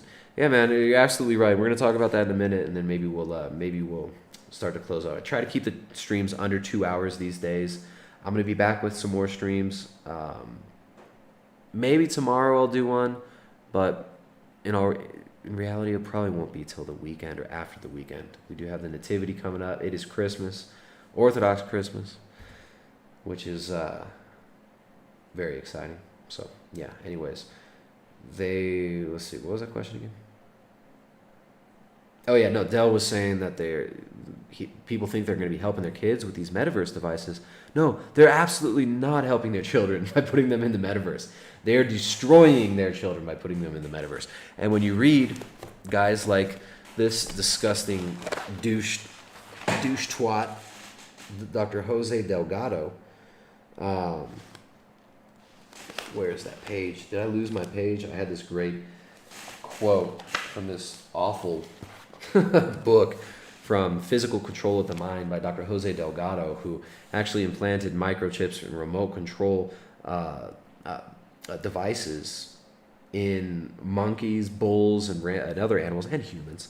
He says that the purpose of isolation experiments that he was doing using college students, where they would be asked to lie comfortably, this is a quote from Jose Delgado, college students were asked to lie comfortably on beds in soundproof lighted cubicles, wearing translucent goggles to minimize optic sensation, and gloves with cardboard cuffs to limit tactual perception. The purpose of this isolation experiment was not to cut out all sensory stimulation, but only to remove patterns and symbolic information. Most of the subjects expected to spend their idle time alone, reviewing their studies, planning term papers, or organizing ideas for lectures. The surprising result for the investigators as well as for the participants was that the students were unable to think clearly about anything for any length of time, and their thought process seemed to be affected in other ways. So they put freaking cardboard cuffs around their hands so they couldn't touch anything, right? They removed their tactile experience. They covered their eyes with specific foggy, like fog goggles, basically, right? This is what they're doing to you in the metaverse. This is what they're freaking doing in the metaverse, right? This is what Terrence McKenna was telling people. This is gonna be so awesome. We're gonna save the freaking. We're gonna save humanity by uploading y'all into the freaking cloud, right? This is what Jose Delgado was doing to college students, removing their tactile experience of the world, giving them false sensory perceptions, and controlling all of their senses and all of the input and the information that they were receiving from the outside world in an attempt to control their behavior. All right? Isolation is a torture technique. And this is what the metaverse is. All right, it's isolation that results in depersonalization. And that is a great transition to where we're going now. Man, I have way too much stuff pulled up here that we could talk about. I'm not even going to be able to get to half of this. How's that thumbnail? I love that Wojak. That this guy over here. Let's see what way. There. That's the metaverse. That's the metaverse. That's what it will be like. You got your Amazon fulfillment goggles on, you're strapped in, you're basically in a Skinner box getting shocked by Google for having the wrong reactions. But don't worry, bro, you're earning your cryptocurrencies. You're earning your cryptocurrencies by doing your VR activism for freaking animal rights. All right, so new vegan VR experience allows people to talk with animals. That's what it is. It's a false reality. So here we go. We got this video from the Wall Street Journal, Trapped in the Metaverse. Here's what 24 hours in VR feels like. Again, this is mass mind control. This is what it is. Behavior control, it's mind control, and it's leading towards depersonalization. I haven't seen this video yet. I really like the title of it, to be honest. I thought the title would be so apt for kind of the message I was trying to portray today concerning, psychedelics, social media, Ecelebs. Like Terrence McKenna was like the original Eceleb, dude. That guy was giving lectures on how the internet's going to transform everything. That guy was one of the most popular dudes on YouTube back in like 2009 when YouTube first started out. Or no, it was like 2006 when YouTube first started. I remember listening to videos of Terrence McKenna.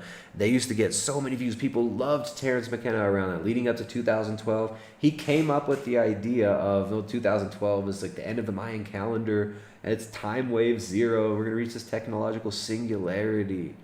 Terrence McKenna was an E-celeb, internet evangelist, evangelizing technology and technocracy as our savior before it was cool, much like Timothy Leary.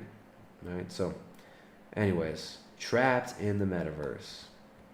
Wall Street Journal propaganda piece. Let's see what this has. Now, the best way to understand the metaverse is to experience it yourself.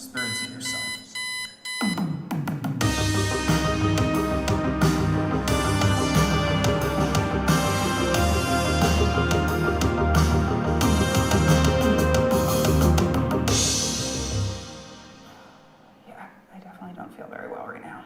And you wouldn't feel well either if you attempted to spend 24 hours living in virtual reality or the metaverse.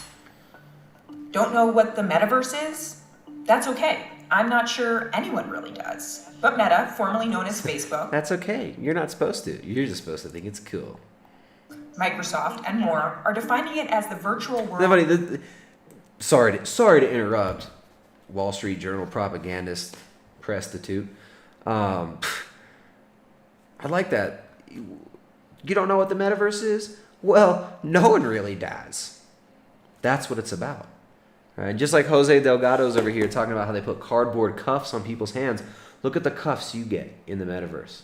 Right? You have a reduced tactile experience. Your tactile experience is reduced down to button pushing and wand waving. Right? Your experience you can't smell in the metaverse. You can't feel the humidity of the metaverse. Right? You feel the environment in your pod.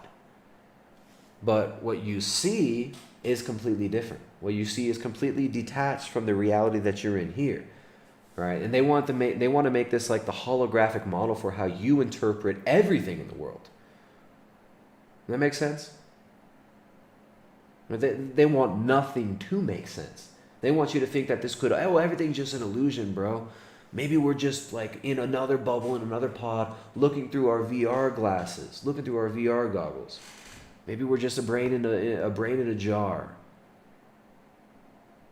Right, that's the goal. The goal is for you to not have a grasp on reality. Now, why is that? Why is that? So that you can be controlled. It's simple, so that you can be controlled. Now, and it's also because the forces that are really giving people these ideas, right? Where do these ideas come from? These ideas are non-physical. Ideas don't just come from your external environment. They can be influenced by your external environment. Right? Ideas come from an invisible realm. All right, now, in Christian cosmology, ideas can come from the demonic. They can come from, right? They can come from created beings that serve God, or they can come from fallen angelic beings, aka the demonic. Right? And this Gnostic idea that matter is bad, we have to transcend matter, all this reality that we're in, that's all just bad, it's all probably just fake. We need to create our own fake reality, and then we can make that more real and more fulfilling than God's creation. We can create a metaverse as opposed to the creation that God has given us.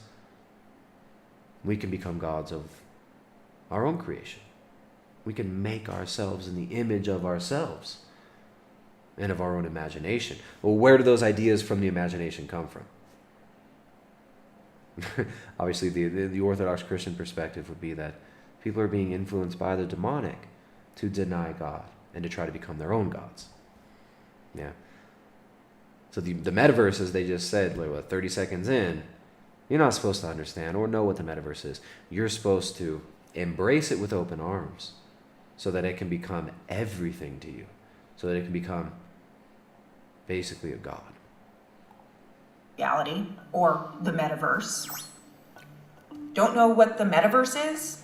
That's okay. I'm not sure anyone really does. But Meta, formerly known as Facebook, Microsoft, and more, are defining it as the virtual world that is the next phase of the internet.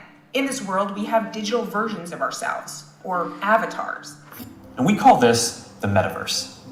And you're going to be able to do almost anything you can imagine. Get together with friends and family, work, learn, play, shop. So I decided, why wait? And stupidly, I dared myself to visit the metaverse for a full 24 hours in its current, not so great state. In fact, Meta and others will tell you that the metaverse isn't even here yet. But the best way to see the start of it is through virtual reality. And since I didn't want to pop into a headset with my kids running around, I packed my bags and moved to the Since I didn't want to plug into a headset with my kids running around, I packed my kids up and dropped them off at some weirdo Hollywood producer's house. And I packed my kids up and sold them to some Saudi royals in the United Arab Emirates.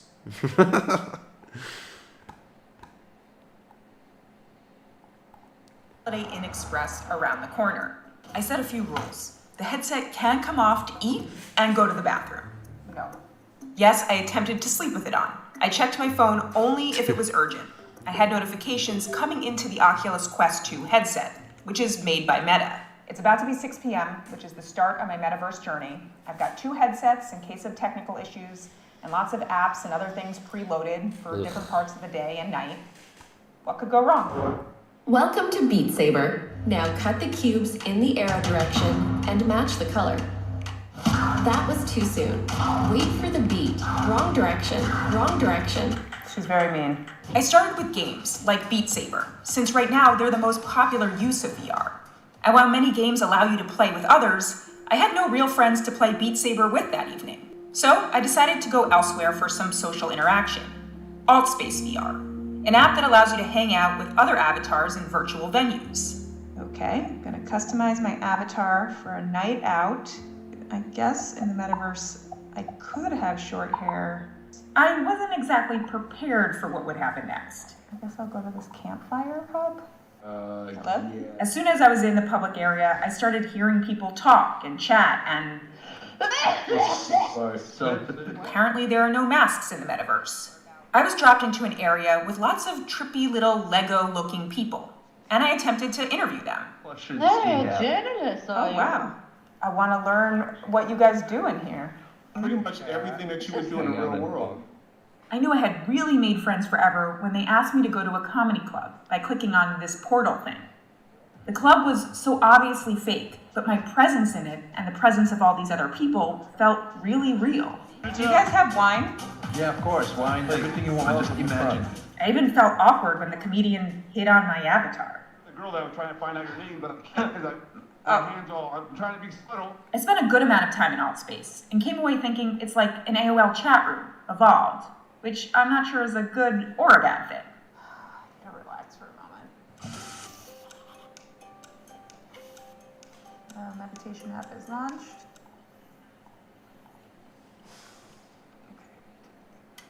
Kindness starts with you. I highly recommend meditation apps like Guided Meditation or Trip. It's oddly relaxing and peaceful. And I could lie to you and tell you I slept with the headset on the whole night, but we have this proof. gonna sleep with that thing on? I can't even sleep with a shirt on. You can sleep with pants on. How do you sleep with a freaking headset? I woke up feeling refreshed. I pulled up some morning reading in my web browser. Google News over here, the Wall Street Journal website over here, and Instagram over here on the right. And had breakfast at the foot of Machu Picchu with a llama in the National Geographic app. It's funny, this animal has legs in the metaverse. Why do animals get 4 legs in the metaverse and we get 0? And then I had a pretty fun and intense workout. Welcome to Supernatural. Get ready for your first flow workout. There are various types of workouts you can do in Supernatural, which involve everything from doing lunges to using controllers to hit targets. Let's let them Out in the metaverse is great. I got so into it, I actually lost track of time. I have a meeting in Spatial in 1 minute. I need to change crap. Yes, meetings in the metaverse are a thing. Hi, Aaron. I'm Joanna. Nice to meet you. Yeah, you see, and Facebook, now Meta, is trying to force its employees to have meetings in the metaverse. They want to force their employees to be working remotely within the metaverse. Right? Imagine being forced into metaverse meetings. Look at this. Look how stupid and dehumanizing this is. I mean, just like how satanic this imagery is. Of you're blinded. You're literally blinded to the world in a fake reality. Your hands are even muzzled with these stupid controller things. This is so gross. You chat as avatars. My first meeting was in an app called Spatial, and of course it required a different avatar. Yes, that's my actual face on a floating torso. I met up with the co-founder of Spatial, Anand Agarwala, in an NFT art gallery with works from Ken Kelleher, aka Anchorball, on display. This is great stuff because it turns out I'm in an NFT art gallery, which sounds like the metaverse to me. Heck yeah! I mean, you can't get more metaversey than a pixelated dog or these crazy heads and stuff, or these beautiful sculptures. We also went to a campfire where I asked him about the lack of legs. Right, the headset tracks your head and your hands, and so we can make it do realistic stuff. What are my legs supposed to do? We can't actually detect the signal from your legs. Legs are coming soon. I quickly had to jump from that meeting to another meeting as another avatar in Horizon Workrooms, an app made by Meta, formerly known as Facebook. Oh, I see. So it's kind of like you got to really put it on the board. You can even invite people from the Realverse who happen to be on their webcams. But again, there was this real feeling of presence in the room. I felt like I was actually sitting across from my editor, Wilson, in this meeting. It's like in Ghostbusters. I'm a full torso apparition. You don't need legs? Oh no, Joanna's looking under the table. That's so scary. Yes, meeting Metaverse is fun, if you don't do it for 4 hours on end. That was so much time in avatar meetings. My eyes hurt and my head hurts. So what did I learn from this adventure, other than I'd never recommend you do this? Well, a few things.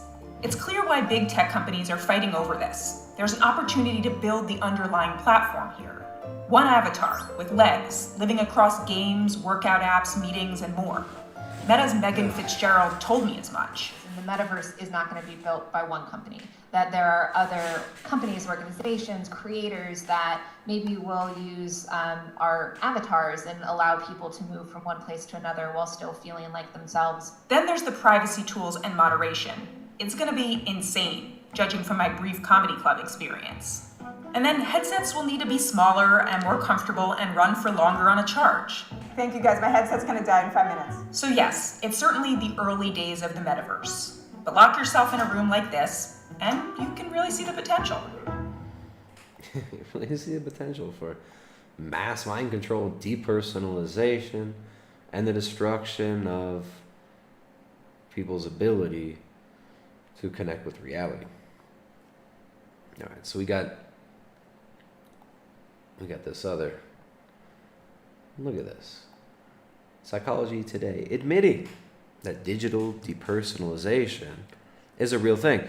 This is even before the metaverse, right? We have so many people who are doing to themselves, right, and allowing big tech, social media, their freaking Eceleb idols to bring about digital depersonalization.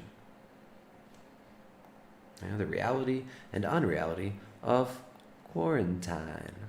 Right? So all these quarantines, social distancing, making people work at home, which big tech is now moving towards permanent work from home. Right? This has always been the plan. Right? And the metaverse is in many ways being mandated. The metaverse is being mandated by Meta to its employees.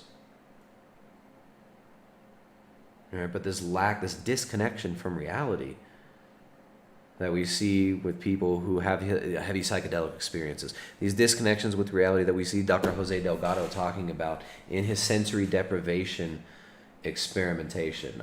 Also, the sensory deprivation tanks that John C. Lilly really pioneered as well. Those bring about these really intense depersonalization experiences.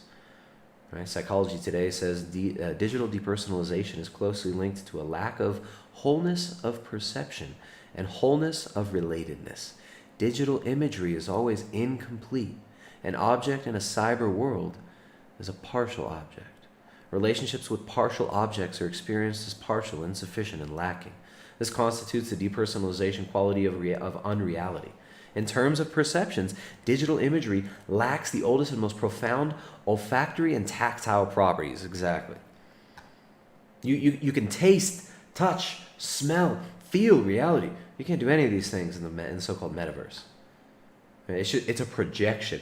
It's a managed, curated projection. A series of projected images meant to influence your perception of who you are, of where you come from, and of where you're going. And the behaviorists have always seen sensory deprivation, drugs, and used drugs and sensory deprivation in mind control cults. Right? All these cults going back eons have used these techniques, have used drugs. Right? There we go. I forgot to bring out this quote. Always got to going back to Terence McKenna, right? You got Terence McKenna talking about techno pagans at the end of history, and the drug revolution, the psychedelic revolution, leading to this technological singularity. Well, you have other cultures that were also using psychedelics, mass ritual trauma, right? The Aztecs, right? So Diego Duran. This is a book from the chronicler Diego Duran. This is from I think it's like 1585 or so. This book was first published, and of course he gets into some of the ritual, religious, and cultural practices of the uses of the mushrooms. Now, where'd that one go? The one I was looking for. There we go. This is the context which the mushrooms, Terence McKenna will tell you that the mushrooms will make you, they're going to open up and crack the egg of reality. They will put you face to face with the demiurge, and you can tell him, no, I am God. I am Terence McKenna. And he'll tell you that the mushrooms are going to make you a god. The mushrooms are going to give you this great new expanded perception of reality. Well, the Aztecs had a very different conception of the mushroom, and they used this in a ritual way in giant blood sacrifice orgies. When the festivities ended, Moctezuma seated himself in the supreme place, the divine seat. Again, this is Diego Duran and his accounts of the Aztecs. His book was published in about 1587 or so. So Moctezuma set himself at the supreme place, the divine seat, the place of the gods. And the war captives were brought out. All of them were sacrificed in honor of his coronation. And it was a pathetic thing to see these wretches as victims of Moctezuma. It had become as common among the Aztecs to sacrifice men on feast days as it is for us to kill lambs or cattle in the slaughterhouses. I am not exaggerating. There were days in which 2,000, 3,000, or 8,000 men were sacrificed. Their flesh was eaten, and a banquet was prepared with it after the hearts had been offered to the devil. When the sacrifice was finished and the steps and courtyard were bathed with human blood, everyone went to eat raw mushrooms. With this food, they went out of their minds and were in a worse state than if they had drunk a great quantity of wine. They became so inebriated and witless that many of them took their lives in their hands. With the strength of these mushrooms, they saw visions and had revelations about the future, since the devil spoke to them in their madness. When the mushroom ceremony had ended and all had recovered, the enemy lords from Tlaxcala, Huechocotocota, Tiquikikapec, these like unreadable words, asked for royal permission to depart. This was granted them, and they were given jewels, sumptuous rich gifts, weapons and shields with their insignia done in fine leather work. So, anyways, yeah, as you can see there, the Aztecs used these as tools for inebriation and giant blood orgies, and to communicate with the gods in like divination rituals where they would see the future, but also some of them would just kill themselves when they were fried out on mushrooms. And you see it, I mean, it's amazing. You see these experiences that people have, these intense depersonalization experiences people have where they become like suicidal. I mean, it's horrible. People become like suicidal in these psychedelic journeys, psychedelic trips.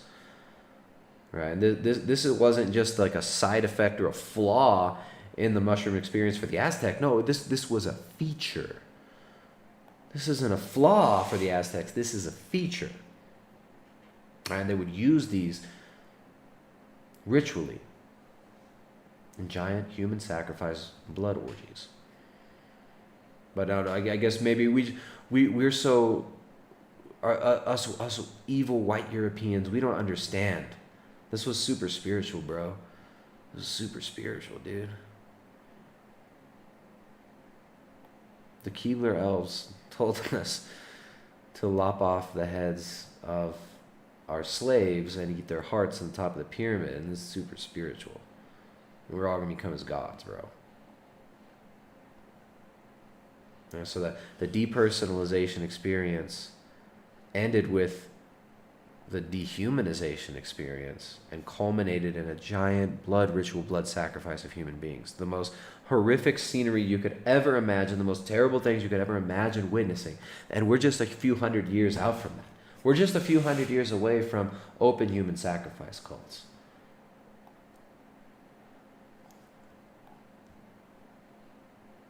And so that depersonalization allows you to be influenced. That state of disconnection, that state of detachment from yourself, from reality, state of detachment from your conscience, from your memory. These are tools for manipulation. These are tools for engineering, for social engineering, but also clearly tools of the demonic. I mean, you see what the Aztecs are doing there. These are clearly demonic tools. And this depersonalization results from the use of technology as well, from the heavy use of technology and the lack of real tactile experience in the world. And it harms us, right? It pulls us out of communion with our families, with our neighbors. And it's dangerous. It's straight up dangerous. All right, guys, we're about to wrap it up. Let me come over here and say what's up. What's up, Jerry up in the chat? Some of my mods, some of my formerly loyal mods, sometimes loyal mods. Metaverse is so hip and cool. If you don't meta, what are you doing with your life, says Jerry. Yeah. It's so cool, bro. Let me see. We got Mark sent a nice tip over there via Streamlabs, donated $5.64. Hey Tristan, wonder what supplements you use. Only been looking into that recently. Vitamin D, magnesium, maybe omega-3. Seem like a good idea. It's a huge topic. I need to go in deeper. I would love to hear your take. Hey Mark, thanks man. All right, first of all, supplementing fish oil, not a good idea. All those fish oil supplements, all those omega-3 supplements, they're almost all rancid.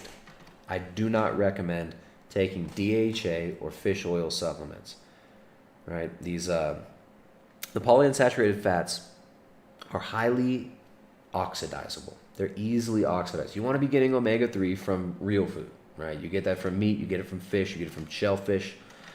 Yeah, so I do not recommend supplementing with omega-3. yeah, all those fish oil subs, they're all rancid, they're all trash. So I don't waste my money on that. Magnesium can be useful depending on the person. Most of us are deficient in magnesium. The type of magnesium you use is important, right? Magnesium bicarbonate, great form of magnesium. Magnesium oxide, that's to be avoided. So just a couple tips there on the magnesium. I like magnesium. I don't take magnesium personally. I eat foods that contain magnesium, right? Actually, I enjoy a little bit of cacao, a little bit of chocolate, right? Like unsweetened 100% chocolate, cacao. I actually like cacao beans, right? Chalk actually sent me a nice bag of cacao beans. Shout out to our buddies over at Chalk. But I actually enjoy, let's see, what else? You're talking about vitamin D. I don't supplement vitamin D. If you're supplementing vitamin D, of course, make sure to look into using vitamin K2. There's a synergy between the fat-soluble vitamins, vitamin D, vitamin K2. Those are both involved in calcium usage and calcium homeostasis. So you want to take, whenever you take vitamin D, you want to take vitamin K2 so you don't induce basically calcification in arteries, right? The cholecalciferol, the vitamin D, it's actually made from cholesterol. Yeah, so if you're going out in the sun, sulfated cholesterol gets turned into vitamin D when we're out in the natural sunlight. So I don't supplement vitamin D, yeah, but I'm not against it. Just make sure you take K2 if you're taking vitamin D. Some supplements that I use regularly, I shout out to our buddies over at Chalk, chalk.com. Got the link in the description, links up in the chat as well. And you can use that code, what you see at the top there, BIG60. Use that code, BIG60, to get 60% off store-wide at chalk.com. I like the daily. I'm a huge fan of the Chalk Daily. Let's see what else. I really like the daily. I take that one every day. I take it in the morning. It's got a purified shilajit, right? So it's kind of like a vitamin mineral supplement. It's got that purified shilajit. It's got the mucuna extract, which actually helps to sensitize dopamine receptors, which is great. It actually does have a cacao extract in there in the daily also. I love the Chalk Daily. You get 60% off. And again, that code, that's not going to be around for very long. So yeah, you can get the link in the description, chalk.com. I also like their shilajit, right? I love the shilajit extract. I take that every morning. Sometimes, and I don't take it every day, but the armor is really cool too, right? So the armor is pretty amazing. It's got like a quercetin, like a really awesome quercetin, what do they call it? Like quercetin phytosome. It's like a phospholipid quercetin. That has been used really effectively, and it's known to battle some of these common cold type things that have been hyped up recently. Yeah, if you know what I'm saying. It's also got like an astragalus extract in it, a lemon balm extract. I love the armor. I don't take that every day. I take that if I feel like if I'm getting environmental allergies from pollens or something like that. I pop a couple armors. The armor's a little more expensive. That quercetin extract is really awesome. So I like that one from Chalk. Again, those are some of the things that I take. Shout out to our sponsor, Chalk, CHOQ.com, BIG60. I also love the Tomcat Ali. As a natural testosterone booster and a natural adaptogen, Tomcat is fantastic for mental clarity, for vitality. Some other random supplements that I like to use, NAC, that's a good one. I mean, a lot of people know about NAC now. The FDA is trying to get rid of it, trying to ban it. Get it while you can. You can get it in bulk. NAC, it's criminal that they're trying to get rid of that stuff. It's just an amino acid. But it's incredible for increasing glutathione production. It's great for helping the body to detoxify toxic load, heavy metals that we're all exposed to all the time. Shilajit, again, I take the purified shilajit from Chalk. Also, similar action in helping the body to detoxify this crazy nonsense that we're all being exposed to. Another one, MSM, methylsulfonomethane. It's an organic sulfur compound. A lot of us are deficient in sulfur. Yeah, sulfur, that's a great one. The MSM, I like that. Taken that for years. But yeah, those are just a few. I'm not huge on like supplementing constantly or like always looking for new supplements. I think you should use quality supplements. You always want to go for quality. Yeah. Just taking a bunch of supplements is not going to get you healthy as well, right? You got to move your body. You got to get outside. You got to have good relations. You got to have good relationships. You got to have, you got to move, right? So, hey, you want to improve your testosterone levels? You want to improve your hormones? Get out there. Get outside. Get out in the sun. Use your body. Lift some dang weights. And of course, hit up choq.com, CHOQ.com. Choq with a Q, CHOQ.com. Huge fan of Choq, and they're huge. They're big bigots over there at Choq. And you can get 60% off with that code BIG60. You got to use that coupon code BIG60. I think it's only going to be for a couple more days. You can get 60% off store-wide over there, CHOQ.com. Their Tonkat extract is awesome. And Jimmy says Tonkat Ali extract is gross tasting. Yeah, you got it. That's why you take it in a capsule. I don't mind some of these strong tasting herbs. Like I can take Shilajit, like just straight Shilajit without having to have it in a capsule. I like the taste of some of these things. Even like MSM, I actually like the taste of it. But yeah, the Tonkat extract, I don't even know what that tastes like. It's in a capsule, so you don't have to taste it. You don't have to taste it. So anyways, guys, yeah, look. All this metaverse nonsense, all this fake psychedelic drug use crap telling you you're gonna become like a god, you're gonna become super duper spiritual. They're selling you lies, guys. Right? Real spiritual connection, it takes work. Right? It takes real work. Right? You're not gonna find salvation from this world in a fake reality made for you by frickin' big tech. You're not gonna find salvation from this fallen world in psychedelics. All right, so like Father Seraphim Rose said, let me get that quote right again. Get that quote, get that exact quote. Father Seraphim Rose, I love this quote. Christ is the only exit from this world. All other exits, sexual rapture, political utopia, economic independence are but blind alleys in which rot the corpses of the many who have tried them. So don't let your corpse rot in the metaverse. Don't fill your body with delusion. Don't fill your soul with delusion, rather, by filling your body with these lies, these substances, rather, that Terrence McKenna and these doofuses are telling you are going to give you enlightenment. All right, y'all. Thank you guys for watching. Share the videos, like the videos, hit the thumbs up. All right, stay out of the freaking metaverse. Stay off the so-called psychedelics. Stay safe out there, guys. Take care of your families. Take care of each other. Support the streams, share the videos, like the videos, do all that stuff. But most of all, get out there in the real world. Right? Make real relationships. Fix your broken relationships. We've all got them. Right? Get out there in the real world. Do real stuff in the real world. And live your life. Right? Pray with your family. Pray for your families. And pray for us out here, because things are getting crazy out here where we live too, guys. All right, everyone. I'm out of here. Peace out, bigots.